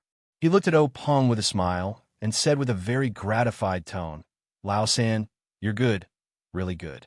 Lauer, it's not wrong that we didn't fight with Lao-san for the position of headmaster back then. To be able to obtain so many good things without anyone noticing, your contribution is comparable to the founder of the headmaster school. The 2 of us can't do it." With these 2 things, our Misty School's strength has increased by more than 1 level. Hu Laoda looked at the 2 porcelain bottles in amusement and continued, "Even if there's only 1 pill in here, we can have 2 more peerless experts. Although there's still a gap between us and the top schools like the Dalan Temple, in the middle schools, we can definitely be ranked at the top." O Peng looked at Hu Laoda's excited expression and also said, "Big brother, you're overpraising me. This little brother really can't accept it. It's just that my luck is good, it's just a fluke." Hu Laoda said, "Luck is also a part of strength. Third brother, you don't have to be modest." Then he continued, "It's just that I don't know how many pills are in this porcelain bottle. It's not easy for the 6 of us to distribute them." O Peng said, "Big brother, I took this thing out today so that you can decide how to distribute it. Although I'm the headmaster, and I also hope to become a peerless expert, the rise and success of a headmaster school is the result of the efforts of all the brothers. However, relying on one headmaster, you can't do too much. Therefore, I hope that no matter how many pills are in the porcelain bottle, we brothers can't harm each other because of this."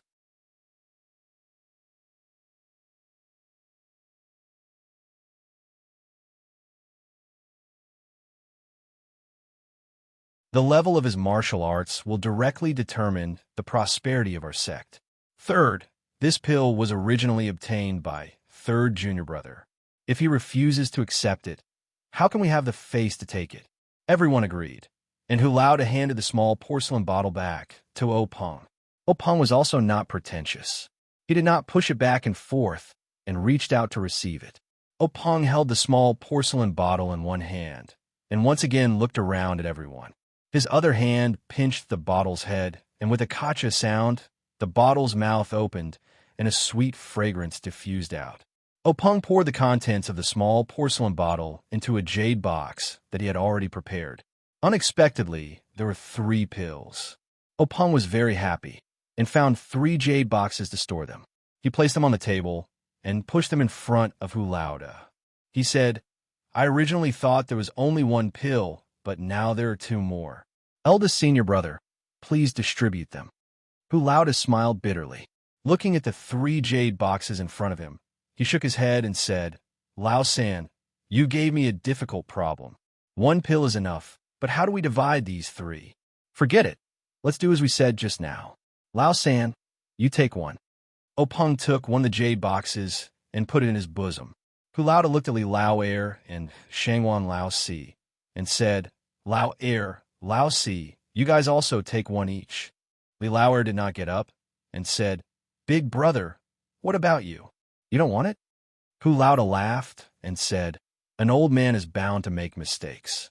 I have been your big brother for so many years and should also set a good example for you. I am old, so I don't want it. I have watched you all grow up. What you do is what I do. Shangwan Lao Si also said, Big brother, how about this? I will give you mine. Isn't it just 20 years of cultivation?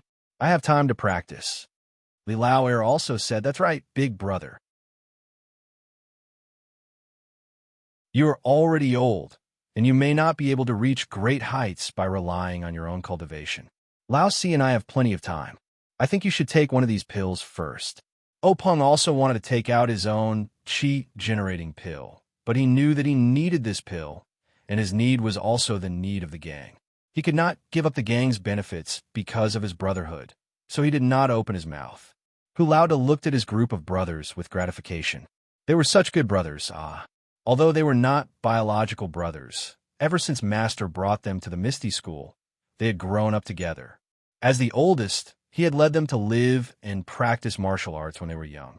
When they grew up, they wandered the Jianghu together, using their sweat and blood to cast the name Misty Six Tigers. Although they were now old, each had their own achievements and each had their own family. But in the face of such a great temptation, they still thought of him, so his painstaking efforts were not in vain. Hulauda laughed and said, Don't say any more. I have already made up my mind. If you guys take it, the effect will be greater than if I take it. It is better that you guys take it. The assembly hall suddenly quieted down.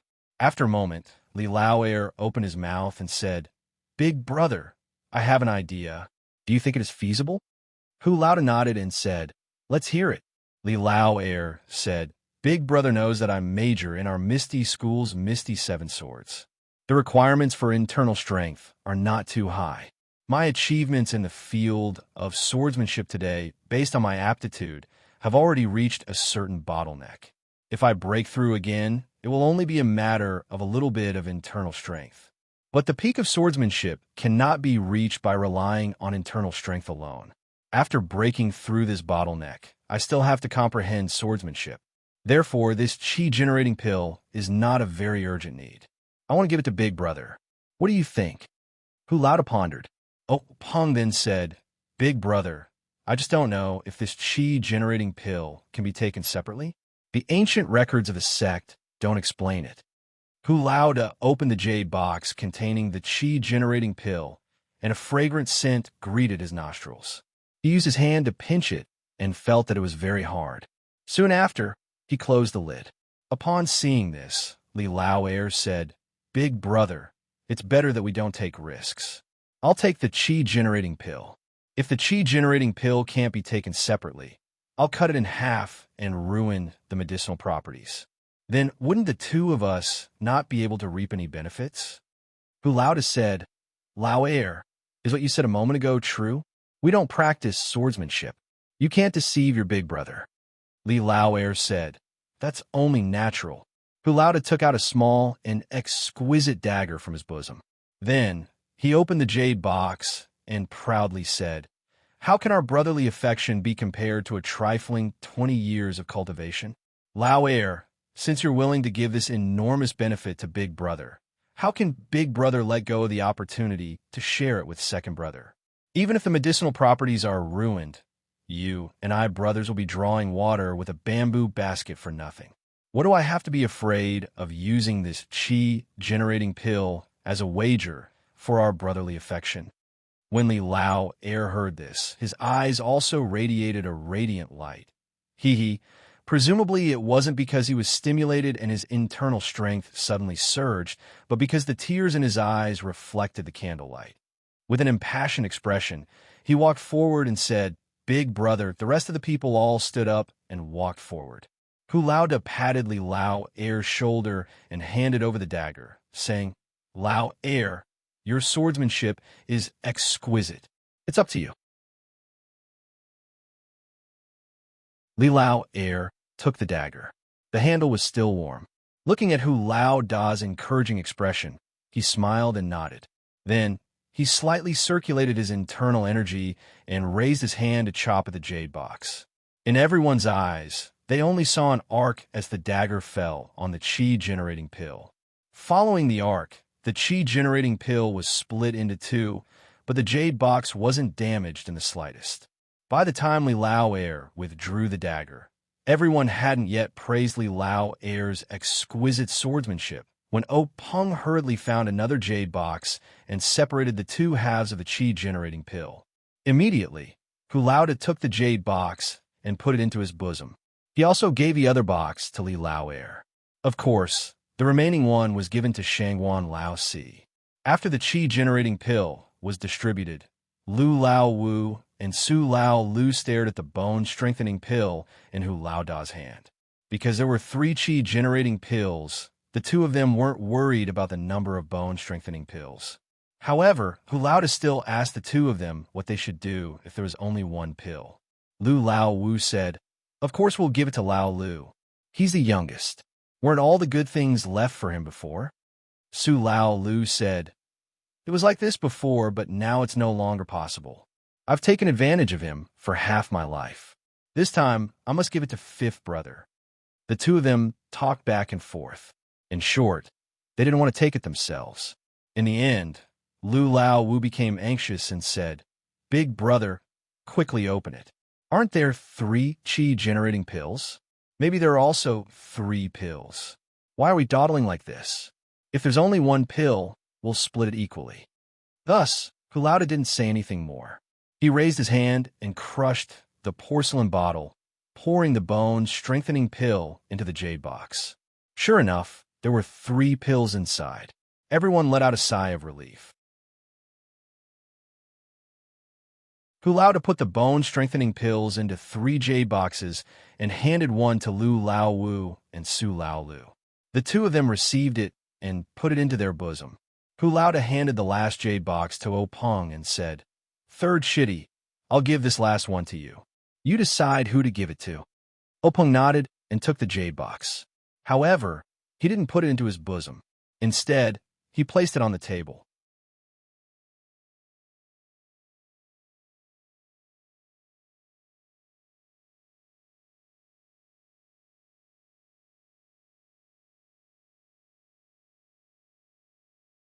Shangguan Lao Si didn't wait for Peng to ask and said, "Third Brother, my power has nearly doubled this time. It really is a divine medicine. What about you?" Hu Lauda and Li Lao heir also looked at Peng with concern. Peng also smiled and said, "I was lucky.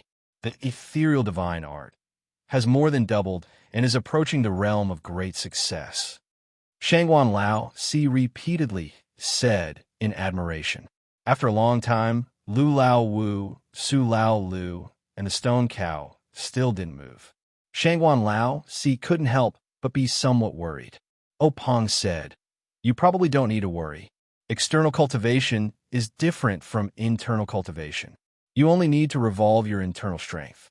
Presumably, external cultivation has to change your bones and muscles. Let's wait for a moment." Everyone waited in the hall for the time it took to eat 2 meals. Suddenly, They heard a burst of laughter from the stone house next door. Lu Lao Wu pushed open the door and came out. His thick and heavy body seemed to have slimmed down a bit. The two axes in his hands seemed to be very light. He walked in front of everyone. His steps were light and not as clumsy as before. There was no need to ask to know that his martial arts had improved by leaps and bounds. Immediately, the door of another stone house opened. Su Laolu also came out. His body shape didn't change much. When he came closer, everyone saw that his temples were slightly protruding. His two big hands had also become white like jade. It seemed that his external strength had a tendency to spread from the outside to the inside. When the 6 ethereal tigers brothers met, their martial arts had greatly improved. Naturally, they congratulated each other and congratulated each other. Only the stone cow in the last stone house still hadn't come out. Everyone couldn't help but feel strange. O Peng walked lightly to the front of the stone house where the stone cow was in seclusion. He listened carefully. He heard the sound of the wind in the house, accompanied by the sound of the stone cow's breathing. He was still practicing. O Peng looked back at Lu Lao Wu and thought, Lao Wu and Lao Lu have both come out. Could it be that this stone cow's martial arts are deeper than theirs? Why hasn't he come out yet? After a long while, O Peng listened again. The situation was still the same. O Peng was puzzled. Could it be that our Misty School was going to produce a peerless master? After the time it took to eat a meal, O Peng couldn't bear it anymore. He gently pushed open the door and looked inside. He saw a huge figure practicing the mighty King Kong hands. The moves were powerful and the wind was fierce. The wind from the palms struck in front of O Peng's eyes. O Peng heard the stone cow dance for a long time before he shouted, 78. Then he started from the first move of the mighty King Kong hands again. At this time, the stone cow's eyes happened to see O Peng. He didn't stop punching and shouting, Leader, wait a moment.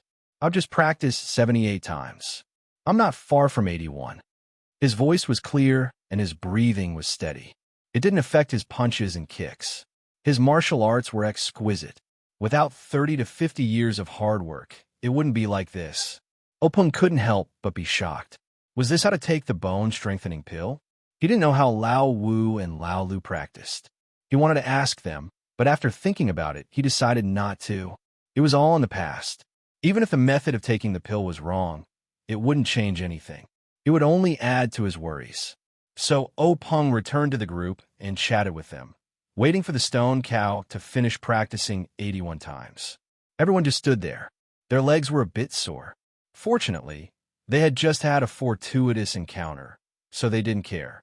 Just as they were complaining in their hearts, the stone door finally opened.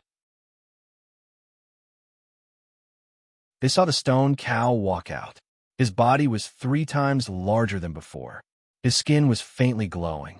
His aura was also soaring. He walked in front of everyone, giving them the feeling that he was a giant spiritual god. When the stone cow saw O Peng, he shouted, Leader, what did you give me? Why is it so fragrant? It's better than eating 10 bowls of rice. Normally, after practicing the mighty King Kong hands 3 times, I would be sweating profusely and gasping for breath.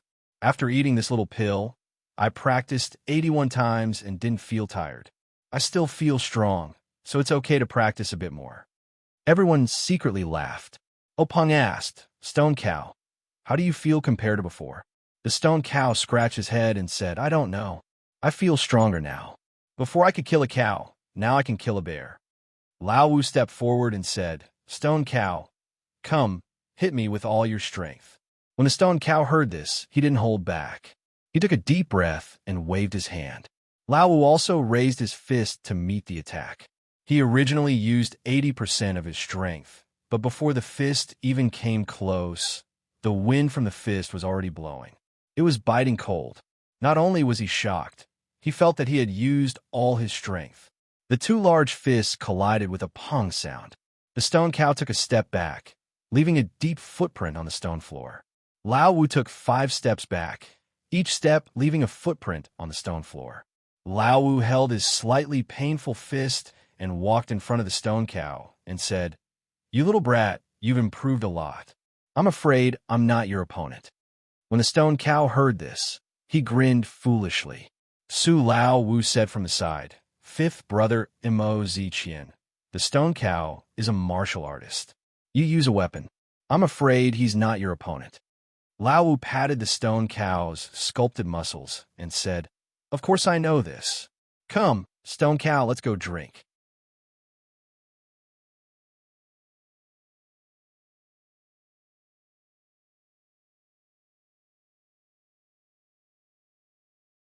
Chapter 30. Openg looked at the backs of the two people and could not help but shake his head, saying, These two living treasures are really hard to deal with. Old Hu laughed and said, Let them be. After saying that, everyone followed the two out of the hall. When they stepped into the meeting hall again, it was still the time when the lamps were lit. Openg and the others were surprised. The records in the ancient books were indeed correct, 1 day and 1 night. However, this time was different from the past. In just 1 day's effort, the difference in their martial arts was like heaven and earth. The word opportunity was unfathomable. When everyone was seated, Zhang Qingyue went forward to salute and briefly reported the situation in the sect during this period to Openg. Openg listened and nodded with satisfaction. Then, Zhang Qingyue stood aside. Openg did not ask much. He just told everyone that in the next 10 days, he would be in seclusion to practice martial arts. The affairs of the sect would be temporarily handed over to Zhang Qingyue to handle. Then, he let everyone disperse. When everyone else in the sect had left, the 5 Misty Tigers began to discuss matters again. Openg said to his senior and junior brothers, Brothers, we have finished taking the elixirs in this secret site. After we go back today, it is best to go into seclusion and rest for 10 days. After 10 days, we will discuss the development plan of the Misty Tigers together. What do you think? Everyone had no objections. They got up and left the meeting hall. They went home and did not mention it. At night, the Misty School was no different from usual. However, after dinner, a maidservant walked out of one of the inner residences. She walked out of the Misty Heights unhurriedly and went to a grocery store outside the manor. She bought some rouge and face powder and then came back. After a meal, the owner of the grocery store set off from the back door of the store. He drove a horse carriage to Pingyang City to stock up. Not long after, he arrived at a large grocery store in Pingyang City. After he bought some groceries, he hurried back to the Misty Heights. After a while, the accountant of the grocery store in Pingyang City finished settling the accounts and went home. When he passed by a dark alley, he felt the urge to go to the toilet and went in. However, after he went in, he did not urinate. Instead, he hurried to a dark corner. There was a small door there. He knocked on it rhythmically, and the door opened with a creak. The person inside looked out to see who it was and led him into the courtyard. Not long after, the accountant came out from the courtyard and went to the alley to relieve himself. He walked out lazily and then went home. Just as he walked out of the alley, 2 carrier pigeons flew out from a small house in the courtyard. They flew out of Pingyang City one after another. Although Pingyang City was noisy at night, it was the same as the Misty Heights at night. It was as if nothing had changed because of the carrier pigeons. Everything was so normal. However, who knew what unusual things were hidden in this seemingly peaceful night? Dawn came quickly. The sunlight pierced through the night like a sharp sword. Everyone started to get up and start their busy day. Zhang Xiaohua also opened his eyes. Similarly, there was a flash in his eyes, and no one noticed it. The first sound Zhang Xiaohua heard when he woke up was his grandmother's cough. Zhang Xiaohua did not need to think to know that this was already the 8th day in a row. Moreover, Zhang Xiaohua could faintly feel that his grandmother's cough was not a simple one. He could feel the viscous liquid in his grandmother's throat and body. It was the kind of liquid that blocked her breath and life. His grandmother's life seemed to be gradually dissolving and passing away in this viscous liquid. Zhang Xiaohua could even feel his grandmother's thinness. This thinness was not the thinness of her body, but the thinness of her spirit. Zhang Xiaohua was very scared. He did not dare to tell his mother that other than his grandmother's cough, there was nothing wrong with her body. She ate a lot of food every day. The village vet, Old Chun, also said that it was just the cold weather and her body was cold. His grandmother was old and could not adapt to it. She would be fine when spring came. However, Zhang Xiaohua did not dare to believe it. His grandmother coughed violently again. Her back was bent, and she was in great pain. Zhang Xiaohua hurriedly got up and massaged his grandmother's back. He then poured some water from the teapot on the table, tested the temperature of the water, and brought it to his grandmother's mouth. His grandmother drank the water and then heaved a sigh of relief. She said kindly, "Xiaohua, why are you awake so early? Why don't you sleep a little longer? Did I wake you up?" Zhang Xiaohua said, "No, Grandma. I don't know what's going on.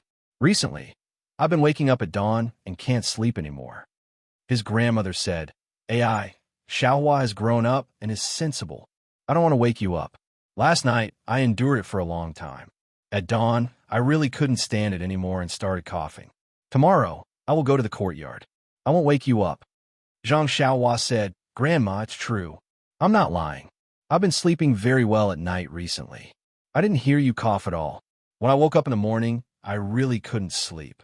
You must not go to the courtyard. It's too cold outside." His grandmother smiled and did not say anything. Zhang Xiaohua got up and went out of the room. The sky outside was filled with the rising sun. It did not look dazzling and was as cute as a duck's egg yolk. Zhang Xiaohua mischievously opened his mouth and took a bite of the rising sun. Unexpectedly, he really felt something warm flowing down his throat and into his body. Zhang Xiaohua could not help but be shocked. He was extremely suspicious of his own feelings. He shook his head and went to wash his face. The courtyard was as usual. His mother and Lu Qian had woken up early. His mother was busy feeding the poultry at home, while Lu Qian was busy preparing breakfast for the family. Zhang Xiaohua looked at these happily. It seemed that Lu Qian was not Sister Lu, but sister-in-law. He had already made a small decision in his heart. He might not be able to tell his mother about his doubts, but he could tell his future sister-in-law. She had read so many books and knew so many things. Perhaps she could solve his doubts. The farmer's breakfast was very simple, and it was finished in a hurry. However, the difference was that after breakfast, Zhang Xiaohua would go to the well on the slope to fetch water back. Since the last time they drank tea and had insomnia, everyone seemed to be infatuated with this thing. They drank it every day. Moreover, they felt that the well water was sweeter than the river water they usually ate. Therefore, they also used the well water for their meals.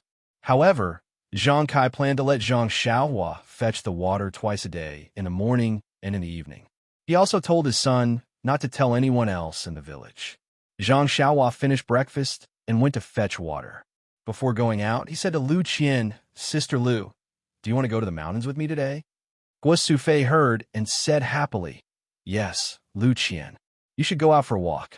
These few days have been tiring for you." The other people in the Zhang family also agreed.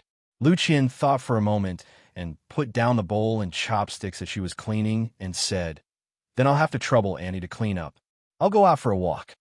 Then Lu Qian followed behind Zhang Xiaohua and went to the river. Zhang Xiaohua walked to the river and did not go forward. Lu Qian caught up and asked him, "Xiaohua, do you have something to tell me?" Zhang Xiaohua forced a smile and said, "Sister Lu, you're so smart. You guessed that I have something to tell you." Lu Qian said, "You little brat, if you have something to say, Sister will help you." Zhang Xiaohua was silent for a moment.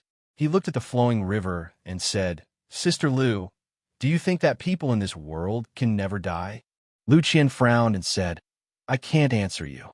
Some books say that there is no immortal in the world. The grave is the end of everyone. But some books say that ordinary people will die, and some people will not die." Zhang Xiaohua asked curiously, "Who are those people?" Lu Qian said, "According to some unofficial records, some cultivators do not eat the smoke and fire of the mortal world and can live forever. However, this is only written in the books, and no one has seen it. Who knows if it is true or false? On the contrary, death can be seen everywhere without exception." Zhang Xiaohua asked again, "Then how can a dying person be saved?" Lu Qian frowned and said, "If he is dying of illness, of course he has to find a good doctor to cure the illness. If he is poisoned to death, the most important thing is to detoxify the poison so that he won't die. If he is old and about to die, then right? You can give him the life-prolonging pill. When I was young, I read a very old book. It said that there's a strange medicine in the world called the life-prolonging pill. However, this is most likely fake. I have never heard of anyone taking this pill.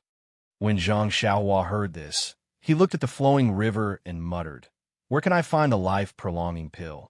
When Lu Qian heard this, she was very strange and said, "Xiaohua, why are you suddenly asking so many strange questions today? You still want to find the life-prolonging pill?" Zhang Xiaohua raised his head. His mouth was flat, as if he was about to cry. His voice was a little hoarse as he said, "Sister Lu, I feel that Grandma is about to leave me. She's about to die." Lu Qian's heart skipped a beat. She quickly walked forward and hugged Xiaohua's head and said, "Xiaohua, good child. Don't cry and don't think so much. Grandma is just coughing. This is a very common problem for the elderly in winter. Didn't the doctor say that? When spring comes and the weather warms up, Grandma will be better." Zhang Xiaohua's tears were about to flow out. He said, "But old Chun is a veterinarian. He doesn't know how to treat people." Lu Qian quickly comforted Zhang Xiaohua and said, "Then in a few days, let's take Grandma to town to find a famous doctor, okay? Grandma will be fine." Zhang Xiaohua shook his head and continued to cry. As he cried, he said, "Sister Lu, don't lie to me. I'm not young anymore. I can even far by myself. I know that Grandma won't be able to get better. I can feel that there's something sticky in Grandma's body that makes her unable to breathe properly. That's why she coughs. Moreover, I can also feel that there is something in Grandma's body that is running out every day. Grandma is getting thinner and thinner." When Lu Qian heard this, she was also sad. She could no longer calm down and comfort Zhang Xiaohua. He was really a sensible child. Only a strong family relationship and a love that originated from blood could feel the passing of life. Lu Qian hugged Zhang Xiaohua's head and tears couldn't help but flow down.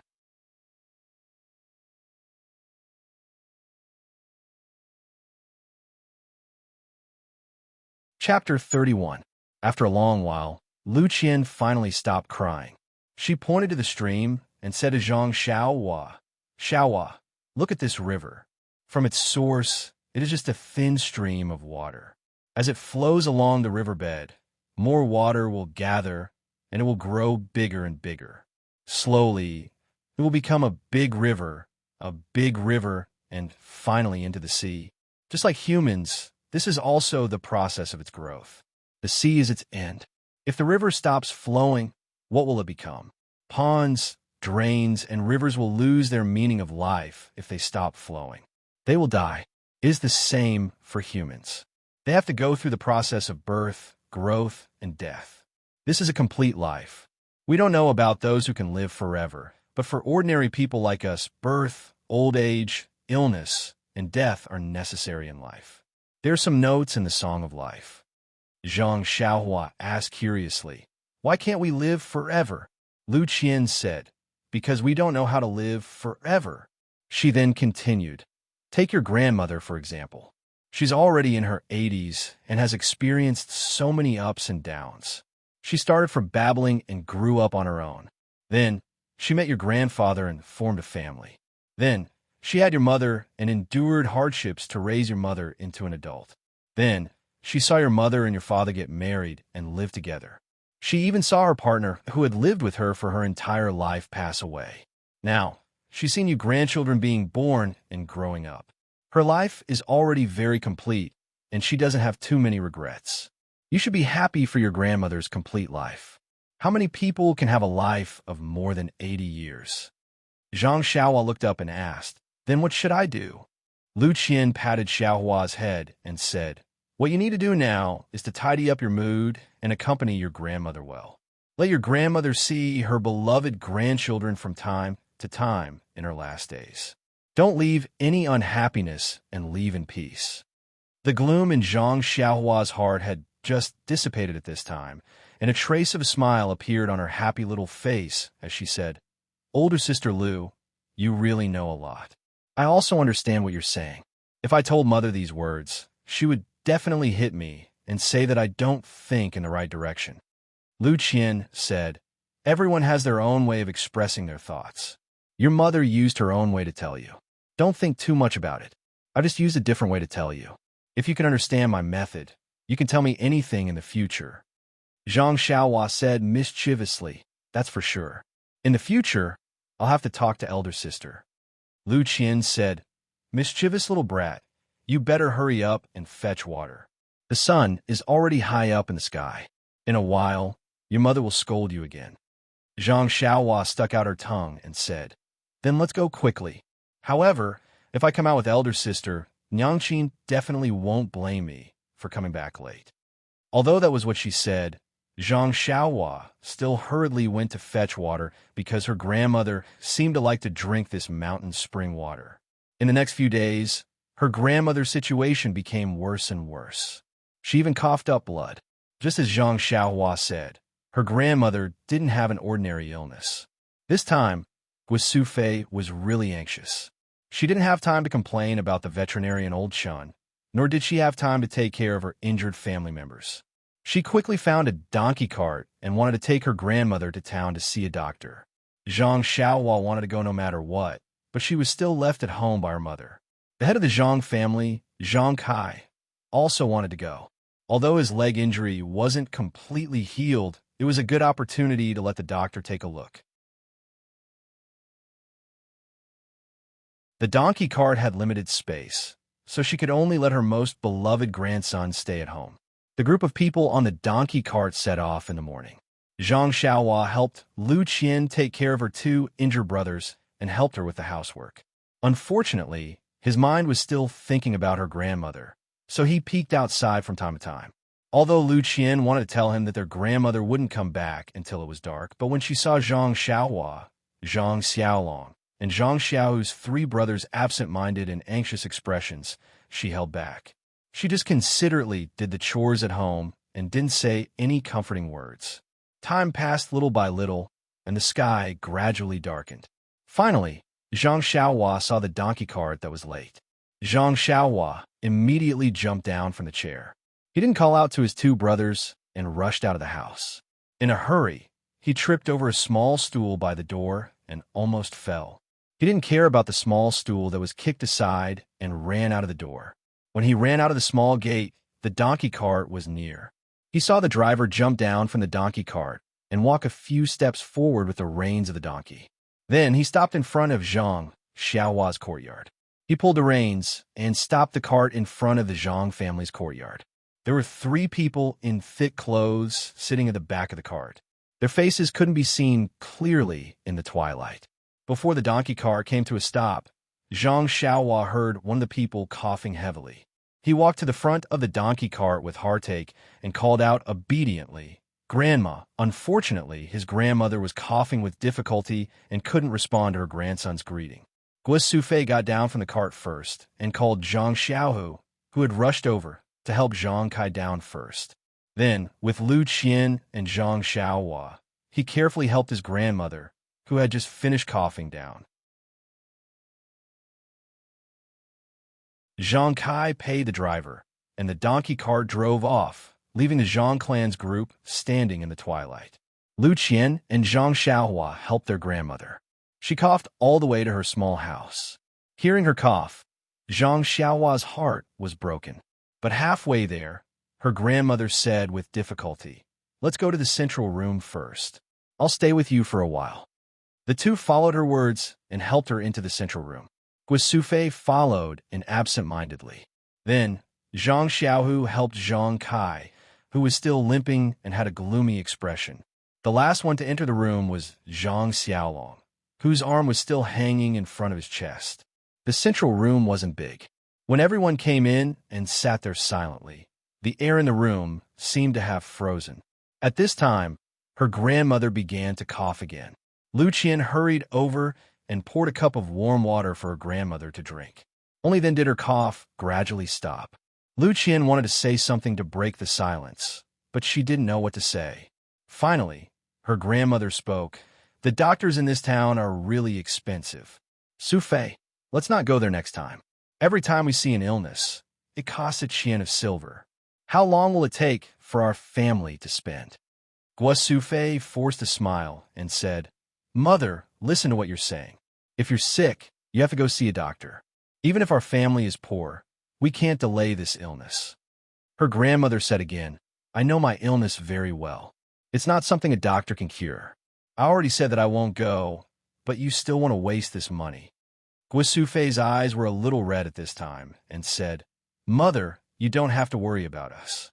Doesn't Zhang Kai also need to see a doctor? You're just going in the same direction." Her grandmother sighed and didn't say anything else. After drinking a little more water, her cough seemed to be lighter. Only then did she let Xiaohua help her back to the room to rest. Zhang Xiaohua helped her grandmother to the Kong bed and covered her with a quilt. Her grandmother seemed to be tired and quickly fell asleep. Zhang Xiaohua then tiptoed out of the small room. When she returned to the central room, her mother was sobbing in a low voice and constantly wiping her tears. Her father's face was gloomy as he smoked a pipe. Her eldest brother, second brother, and Lu Qian also didn't look very good.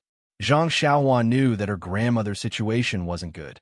It wasn't beyond her expectations, so she didn't have the heart to ask about the specific situation. She just silently found a small stool and sat in the shadow of the wall. After a long time, Guosufei recovered a little and stopped sobbing. It seemed that she only saw Xiaohua come back at this time. She softly asked, "Xiaohua, is your grandmother asleep?" Zhang Xiaohua nodded and said, "Yes, mother. Grandmother is probably tired." She fell asleep not long after lying on the Kong bed. Guosufei turned her head and asked Zhang Kai, "Child's father, what do you think we should do? Should we go to a bigger city to find a better doctor?" Zhang Kai took a deep breath and exhaled. He narrowed his eyes and said, "AI, you didn't hear the doctor say that mother's illness isn't a normal cough. It's because she's old and her body can't support it anymore. There's no way to cure it. Moreover, mother's body is like this. Can she go to a bigger city? The closest city to us is Pingyang City. I heard that it would take a day and a night for a horse to run nonstop. I'm afraid that mother won't be able to take it." Guosufei was a little sad again. Her voice was a little sobbing. "Then are we just going to watch mother's body collapse bit by bit like this? Mother's cough is so bad every day." Zhang Kai smiled bitterly and said, "There's nothing we can do about it." Didn't the doctor also say that he rarely sees people as old as mother? Moreover, mother's body is considered good for 80 years old. I think we should listen to the doctor and let mother recuperate well. She should rest well, eat well, and live a good life. Guosufei also didn't have any other choice. She knew that her mother had reached the end of her life, but she still had hope in her heart. She tried to find a doctor for a long illness, trying to grasp onto something. However, in the face of this cruel reality, how valuable was a little bit of hope?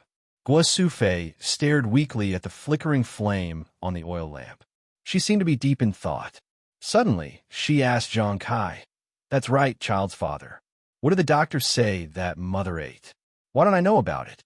Hearing this, Zhang Kai also raised his head and looked at Guosufei in confusion. Everyone asked in unison, "What did she eat?" Zhang Kai knocked on the pipe and said, "At that time in the medical hall, the doctor had just diagnosed that your grandmother was already at the end of her life. There was nothing to diagnose.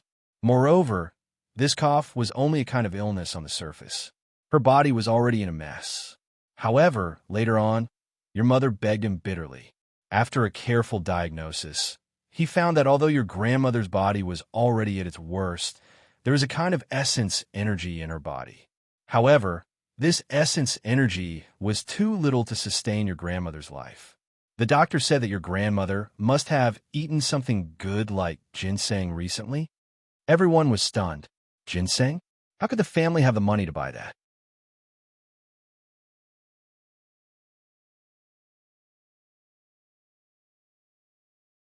Chapter 32. Zhang Kai said, "It's definitely not ginseng. I've only seen it in a clinic when I was young. Since I came to the Guizhuang house, I haven't seen it again." Everyone was even more confused. What could it be? Usually, everyone ate from the same pot, and they ate the same farmhouse food. There was nothing special about it. Everyone was puzzled. Seeing that it was late, Zhang Kai and Guo Sufei had been busy the whole day. They were both physically and mentally exhausted. Everyone left. Zhang Xiaohua tiptoed back to his grandmother's hut. His grandmother was already asleep. Although she coughed softly from time to time, she was still very tired. She was still in a deep sleep and did not notice Xiaohua's movement. Zhang Xiaohua burrowed into her blanket and listened to her grandmother's suppressed coughs and intermittent breathing. Her heart ached, and she couldn't help but think of her grandmother's kindness to her. Bits and pieces of her memories flashed in her mind. Usually, when she was free, she didn't feel that she had deep feelings for her grandmother. But now, she found that her grandmother's memories were deeply engraved in her mind. There were so many, so fine, and she couldn't forget a single bit. Zhang Xiaohua's heart sank. Thinking about it, Zhang Xiaohua shed tears.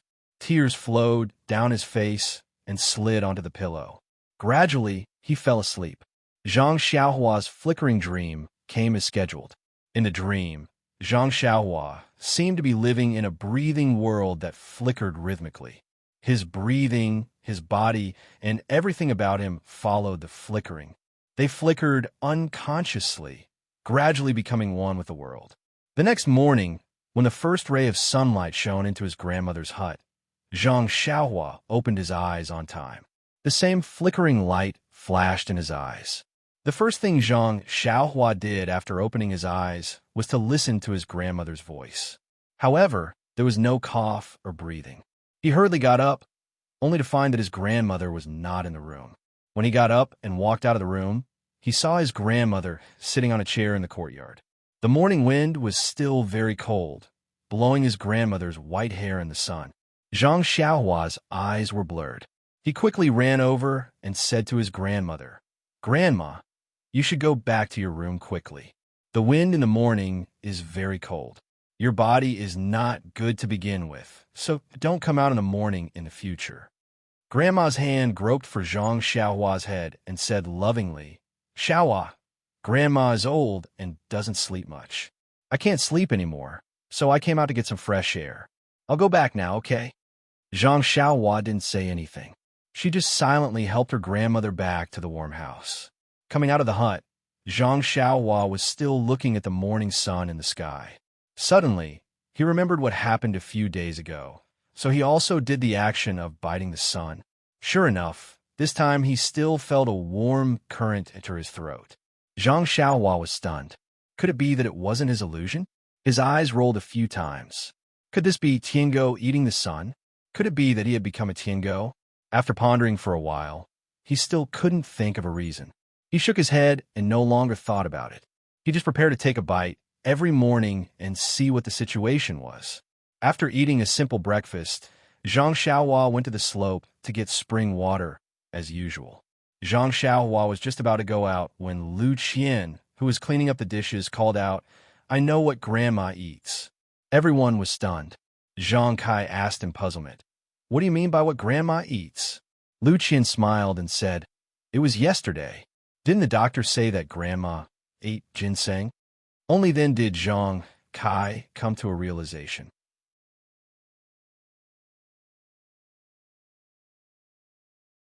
Guo Sufei said, "Husband, what do you mean? Why don't you let Xiao, Hu, and the others go?"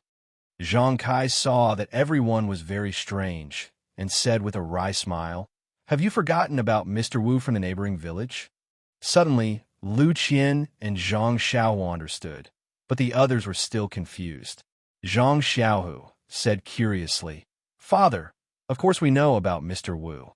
He was killed by the bandits because he dug out a treasure." Zhang Kai said, "Then is our well water a treasure?" Zhang Xiaohu said, "We don't know, so we let the town's doctor take a look." Zhang Kai immediately said, "What if it is?" Zhang Xiaohu was speechless and didn't know how to continue. Lu Qian saw that everyone was still confused, so she explained, "Uncle means that if the well water is a treasure and the town's doctor finds out, then it will be a big deal. The well is full of ginseng, which is much more precious than Mr. Wu's box of jewelry. If the bandits find out, then won't they kill and steal the water? Moreover, the well water is not in our courtyard but far away on the slope. We can't just say that it's ours. If people find out and come to get water, should we let them take it or not? If it's all taken, then what will Grandma drink? What we're most afraid of is that it will be taken over by people with power and no one can get it. Everyone finally understood. Zhang Xiaolong asked again, if we don't let the doctor take a look, then how do we know if the well water is useful for Grandma? Lu Qian smiled and said, let's not talk about whether the doctor will take the water to the clinic or not, or whether the doctor will be able to tell. Even if the well water is useless, and we don't know if it's useful for Grandma's body, it won't be a loss to us. Don't we still need to drink this water and use it to cook? Then, Lu Qian said seriously, if this water is useful, then we might not be able to drink this water in the future. Grandma won't be able to drink it either. She might even be killed. Guo Sufei quickly said, Lu Qian is right. We can go to town to find a doctor. Moreover, everyone must keep the well water a secret. Don't tell anyone. Everyone nodded. Zhang Xiaohua shook her head as she went to get the water. She muttered to herself, in this world, people's hearts are not what they used to be. No matter what you do, you have to protect yourself first. It's so hard to be a human. Since that day, Zhang Xiaohua had been fetching water from the slope more often. All the water in the house, including food, drink, and washing, were replaced with the well water. They no longer used the river water by the village. It seemed that everyone was hoping for a miracle to happen to Grandma. Grandma's body was still weak, and her coughing did not seem to ease. However, Zhang Kai, Zhang Xiaolong, and Zhang Xiaohu's injuries were rapidly recovering day after day, especially Zhang Xiaolong. When he went to the veterinarian Old Chun to change his medicine for the first time, Old Chun could hardly believe his eyes. He looked and touched Zhang Xiaolong again and again. Finally, in front of the facts, he had to believe that Zhang Xiaolong had really recovered more than half. His broken bones were about to be healed. He completely ignored Guo Sufei's face full of joy and thanked him profusely. He hurriedly sent them away and ran into his own pharmacy. He carefully kept the medicine that he had made for Zhang Xiaolong only once. He was secretly proud, who said that he could only be a veterinarian. This was the first time he made the medicine, and it had such an effect. Could it be that he had the potential to be a miracle doctor? It seemed that he had to change his profession someday. He would open a miracle doctor's clinic in the bustling area of Lu Town. With this magical medicine, wouldn't he make a fortune? Not to mention the veterinarian Old Chin's wild imagination. The whole Zhang family was happy to see that Zhang Xiaolong's injury recovered so quickly. They were more and more aware that it was due to the well water. Grandma was in a particularly good mood when she learned that her grandson's arm had recovered. Her face was also smiling like a flower. Her cough was also light. The whole family was very happy. As for Lu Qian, she did not know what she was feeling. She was very surprised to see that Zhang Xiaolong came back without a splint. She was happy with everyone. But after a while, she felt a sense of loss. She tried to avoid this emotion and did not admit her thoughts, but she knew that she really liked this family and Zhang Xiaolong. She did not want to leave here and return to her home. Was her home not good? She asked herself. The answer was no. She also liked her home, but it seemed that the feeling of her home was different from the feeling here. What was the difference? Maybe it was because of Zhang Xiaolong. However, Zhang Xiaolong's injury was healed. What reason did she have to stay here?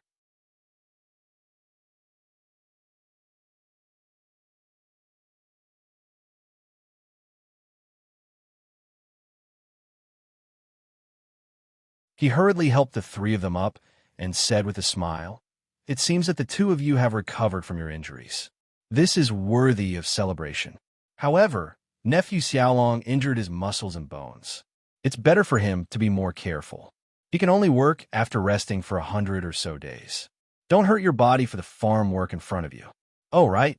How come you've removed the splint in just 10 days? Zhang Xiaolong moved his arm and said, "I'll pay attention to Uncle's words. Look, my arm is fine now.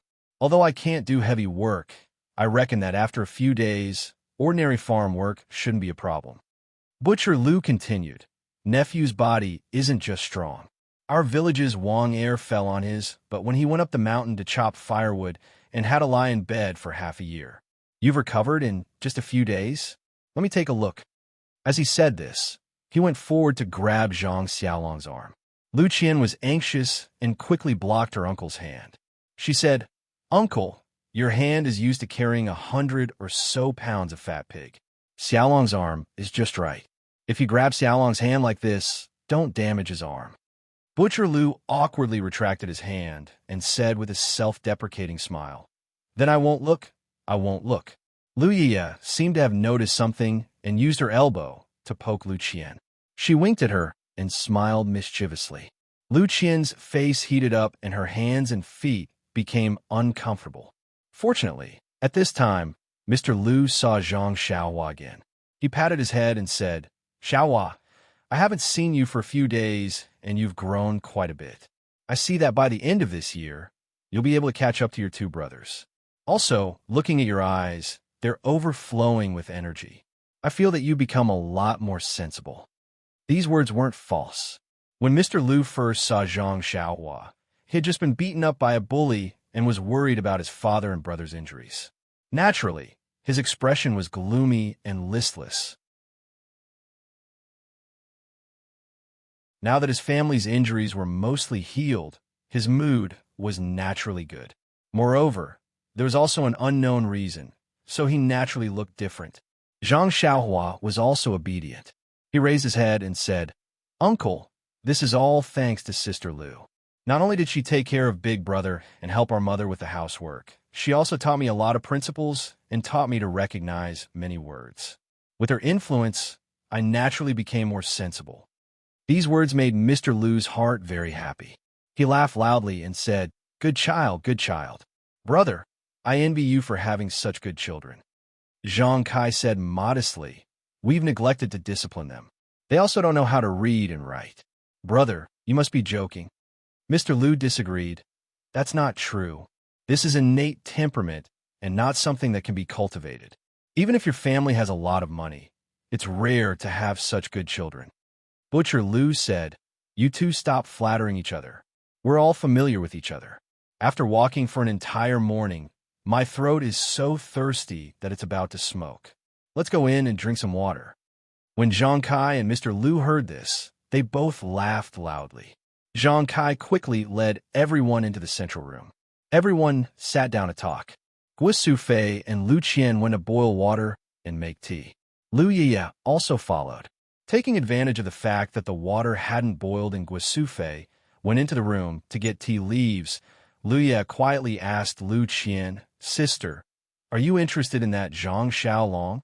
Lu Qian blushed and said, "What do you mean by interested? When did I?" Lu Yiya mocked her and said, "Looking at your shy face and peach blossom eyes, I know that you're thinking of love. Why don't you honestly admit it?" Lu Qian said, "You little brat, why do you have so many flowery words? Don't tell me you didn't come to see Zhang Xiao." When Lu Yiya heard this, she also said seriously, "Sister, your words are wrong. Have you forgotten what we said before? Although Zhang Xiaohu and Zhang Xiaolong are good people and saved us, but our dream is to marry a learned, elegant, and handsome scholar. The two of them do farm work and will be digging for food in the fields for the rest of their lives. Don't tell me we'll also be farm women for the rest of our lives." At that time, I was very grateful to Zhang Xiaohu and did have a good impression of him. Now, I don't deny it, but after thinking about it carefully, I don't want to jump into this fire pit. Sister, you have to understand that this is a matter of a lifetime. If you make the wrong choice, it will be too late to regret. At this time, Lu Qian also stopped smiling and said seriously, "Yes, I'm also like this. That's why I'm especially hesitant. Although I hope that my husband is a scholar, after meeting so many scholars over the years, none of them left a deep impression on me as Zhang Xiaolong, this farmer. He has a temperament and courage that most people don't have. I have only known him for a short period of time, and this short period of time is more profound than many people in a few decades. I can't tell you how I feel in my heart. It can't be described with words. Actually, your choice is not wrong.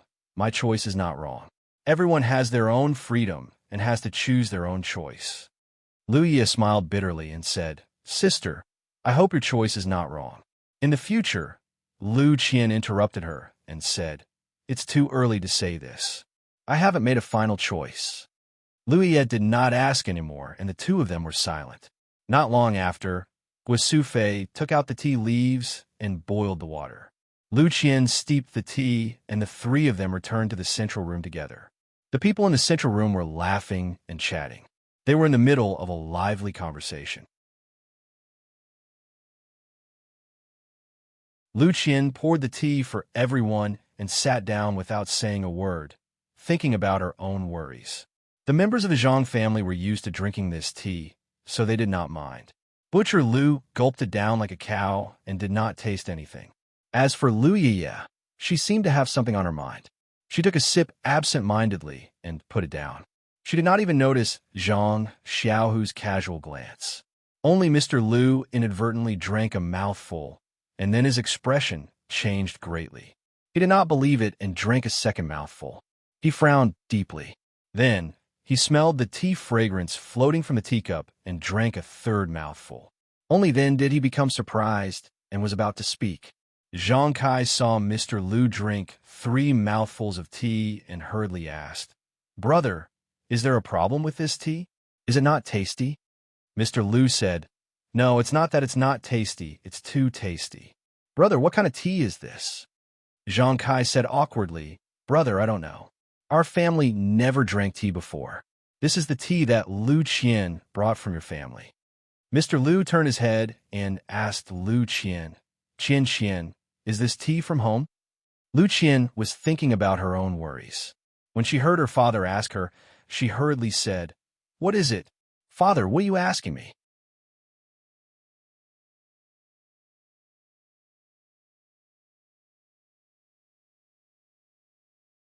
Chapter 34. Mr. Lu asked with concern, Qian, are you feeling unwell?"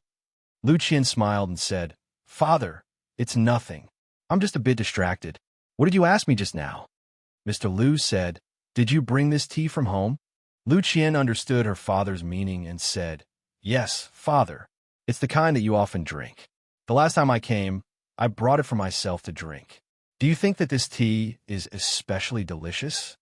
Mr. Lu tasted another mouthful and said, "Yes, it doesn't taste like the tea I drink at home. This tea's fragrance is really enticing." Mr. Lu didn't have any hobbies in his life, but he liked to drink tea. He drank a lot of different types of tea and had prepared a lot of them at home. Otherwise, Lu Qian wouldn't like to drink tea. However, the tea he drank today was different from the ones he drank in the past. There was an indescribable fragrance in his mouth.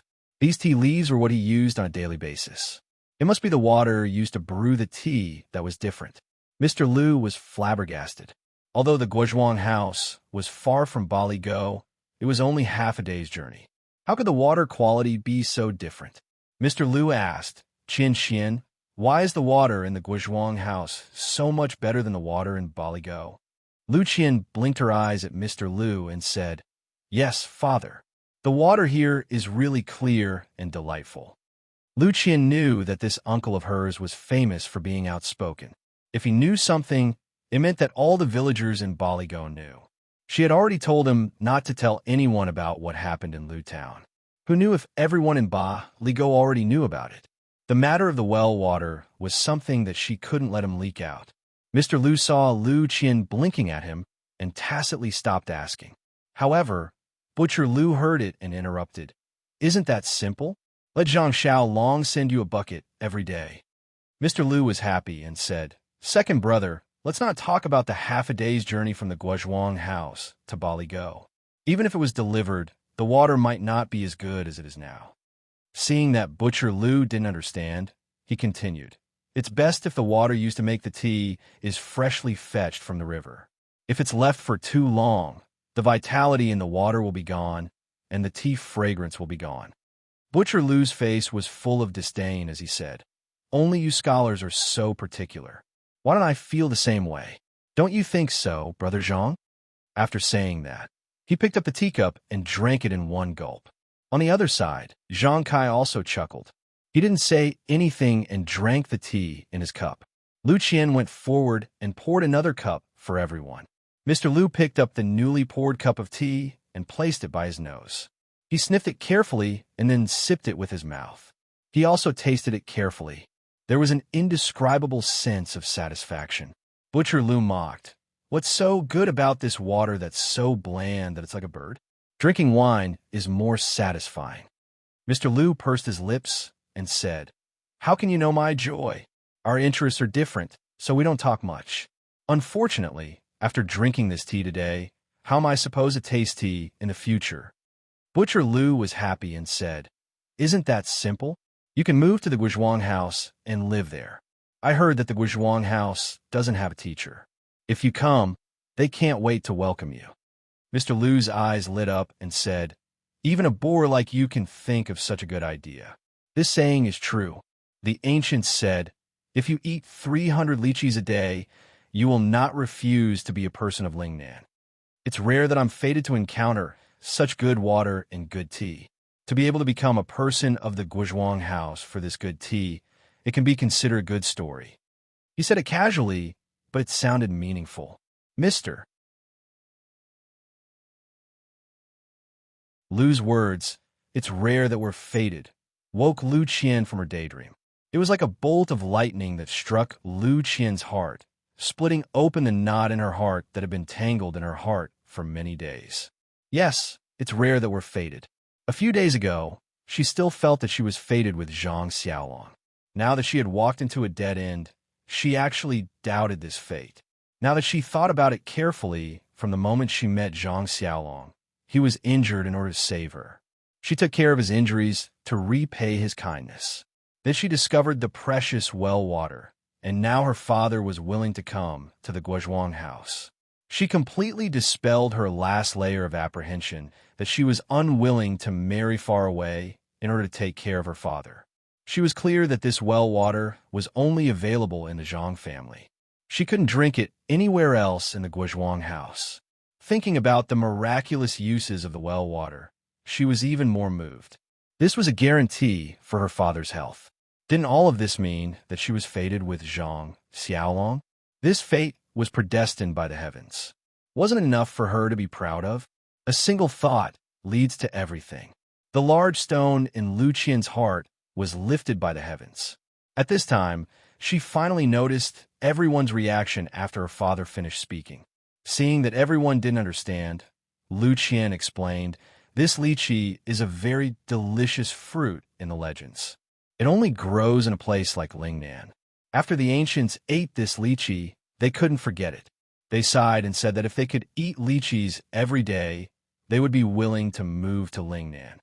Only then did everyone understand. Zhang Kai said in surprise, If Mr. Lu wants to move to our Guizhuang house, we'll definitely welcome you.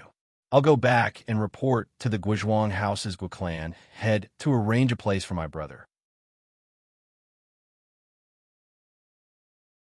Mr. Lu hurriedly said, Old brother, this matter isn't urgent. We'll talk about it later. Let's leave it for fate, haha. Then Mr. Lu took another sip of tea and said the real purpose of his visit to the Zhang family.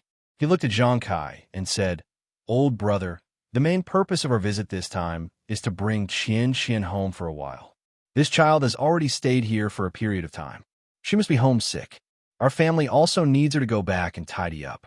This month, Ye should have come over a long time ago. Last time, she didn't come with Qian Qian because our family also needs a girl to take care of them. This time, let her come over and swap places with Qian Qian. What do you think? Zhang Kai didn't dare to express his opinion. He hurriedly turned to look at Guo Sufei.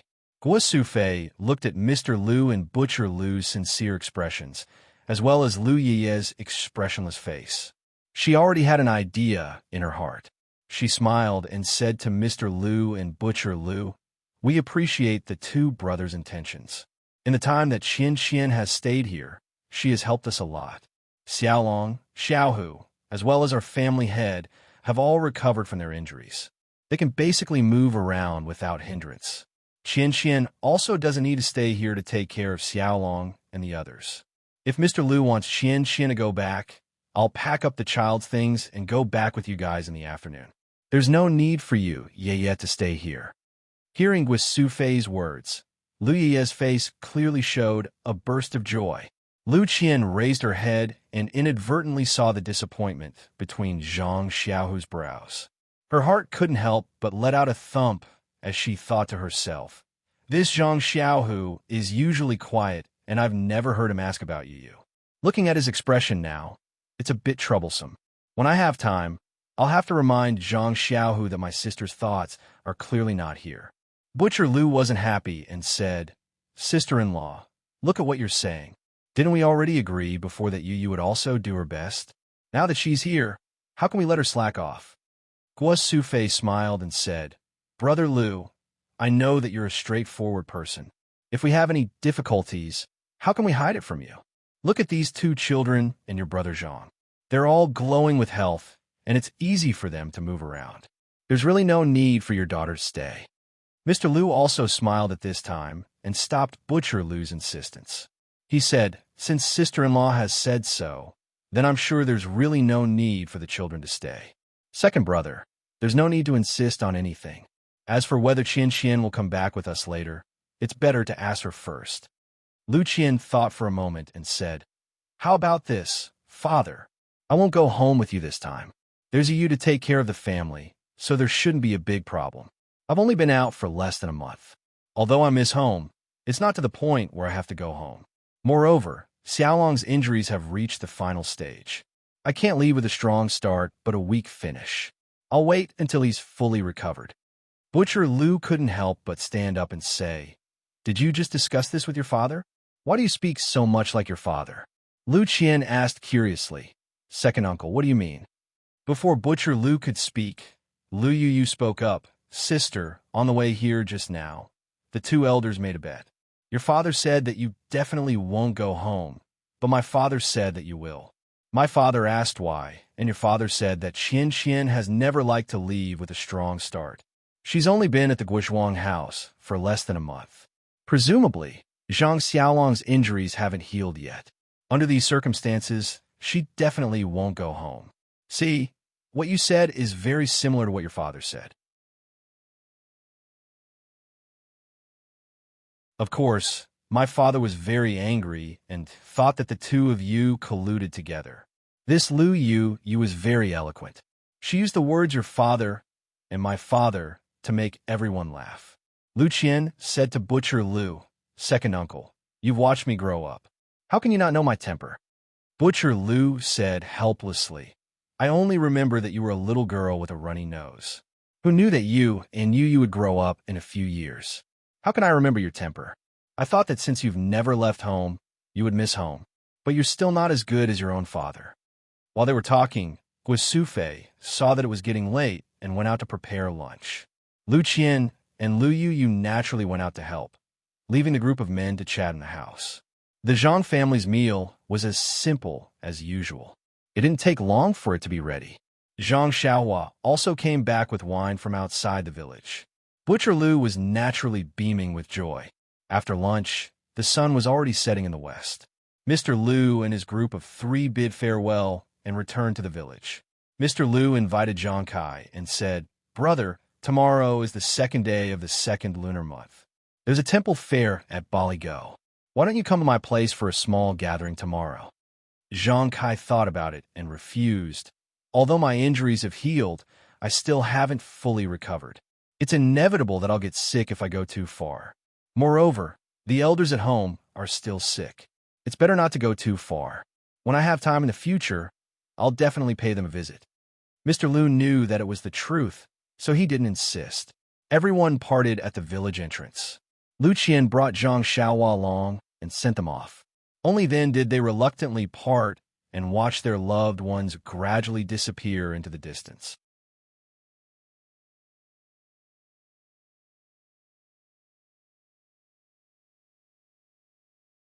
Chapter 35.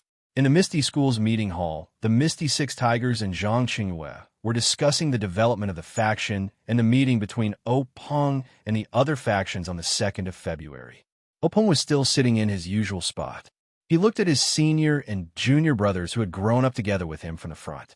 After nearly 10 days of rest, he seemed to have completely controlled his power that had skyrocketed. The light in his eyes was already restrained. Based on his appearance, it was impossible to tell that he was a martial arts expert. He had truly returned to his natural state. Openg was very pleased. In fact, he wasn't the only one who was happy. Aside from Zhang Qingyue, who didn't take any pills, everyone else was in a very good mood. Of course, after 10 days of cultivation, their original excitement had already calmed down. What they needed to do now was to readjust the development strategy of the Misty School and work hard to strengthen the faction. They wanted to quickly become a super faction that could stand shoulder to shoulder with the Dalan Temple, Incense Sect, and Heaven's Way Union. Openg coughed and cleared his throat before saying, "Fellow disciples, congratulations again on your great improvement in martial arts." The others returned the greeting and said, "Congratulations, congratulations. Thank you, faction leader, for your help." Openg continued, "Now that our Misty School's strength has greatly improved, I don't know what the other 3 factions are doing. Chengwei, is there any news from them?" Zhang Qingyue quickly said, reporting to faction leader, "There's news from Wan Jianpeak. Swordmaster Wan Changjiu and his protectors have been in seclusion for a few days. After they came out, they were like everyone else and didn't see any outsiders. They must have improved their strength. The Tan family is a family business, and the spies we sent out can't enter the upper echelons, so we don't know the specific situation. As for Yanming Villa, we can't interfere at all. The servants outside know very little and don't know the situation inside the villa." Openg wasn't too happy and said, "Chengwei, you've already done a lot of work in this area, but it's not enough. We need to expand the Misty School in the future. We can't do without news. You need to speed up and use all kinds of methods to nail our spies in the various factions. Without news, we'll be blind." Zhang Qingyue's face was full of guilt as he said, "Yes, master. I'll definitely pay attention in the future." Openg continued, "This is because I didn't instruct you properly. Before, I only let you practice martial arts, but now I need to teach you more about the faction's affairs. In this regard, you should learn more from your 4th martial uncle and be more attentive in the future." Zhang Qingyue nodded. Then Openg said, "The medicinal herbs in the secret plane, the pharmacy hall has refined another batch of medicinal pills. Now there are nearly 50 pills in total. Marshall brothers, tomorrow afternoon, prepare to go into seclusion, and practice. Pay attention to keep this a secret. Also, Chengyu, you should inform your junior brothers as well." Everyone nodded. Openg thought for a moment and said, "Chengyu, pick a few of the 2nd and 3rd generation disciples with good aptitudes and come to the discussion hall tomorrow. The core disciples still need to be expanded." At this moment, Shangwan Laosi interjected, "Senior brother sect leader, now that our ethereal sect strength has increased greatly, we should consider how to expand the scope of our strength." Openg nodded and said, "Yes, this is also one of the topics for today's gathering." Boss Hu suggested, "Fourth brother, expansion isn't something that can be achieved in one bite.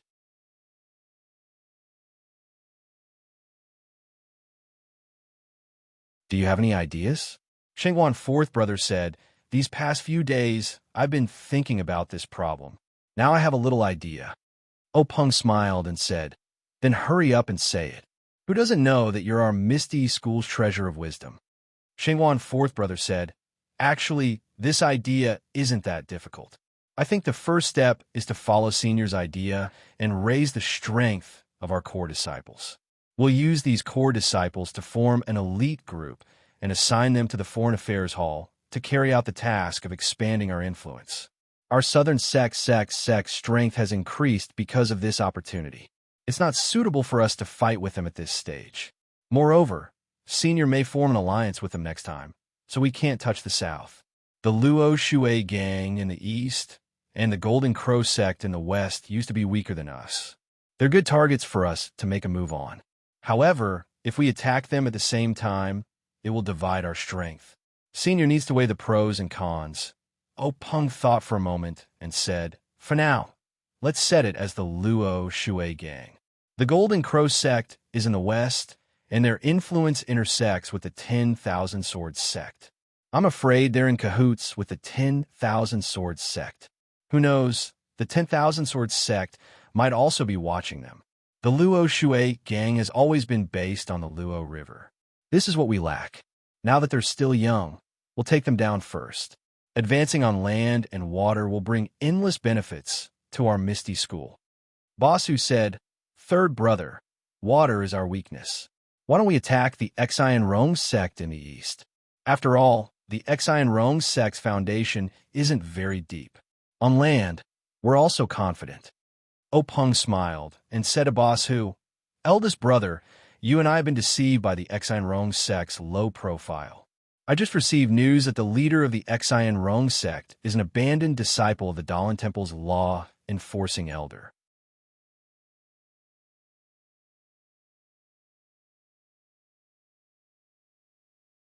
If we announce an alliance, it will definitely attract the attention of other sections. At that time, we will lose more than we gain. I prefer a loose alliance, or an alliance between the four leaders, rather than an alliance between gangs. This way, we can share the secret of the secret plane and keep the news of the secret plane from leaking." Hu Lao nodded and said, "This idea is good. The purpose of this alliance is only for the secret plane. It is separated from the interests of the gangs. Once any party leaks the news of the secret plane, the other three sects will kill them together." Openg smiled bitterly and said, "If the news is leaked, there will be no need for the other three sects to crusade. There will soon be a bloody storm in Jianghu. So, we must seize the time to strengthen our own strength." Then, Openg turned his head and asked Li Laowu, who had been looking down and not speaking, "Second senior, have you read the sword manual?" Li Laowu nodded and didn't reply. Openg didn't care and continued to ask, "How many of our Misty School's current disciples can change?"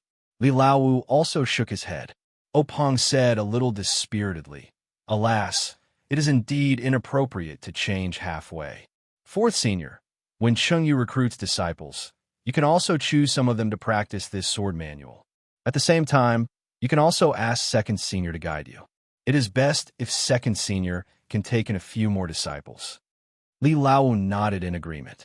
It seemed that since his strength improved last time, he was more focused on the cultivation of the sword and didn't speak much.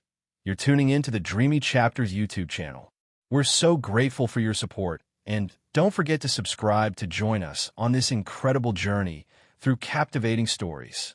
Your generosity through donations truly makes a world of difference, as it's the primary source of revenue that allows me to expand and enhance this channel for you.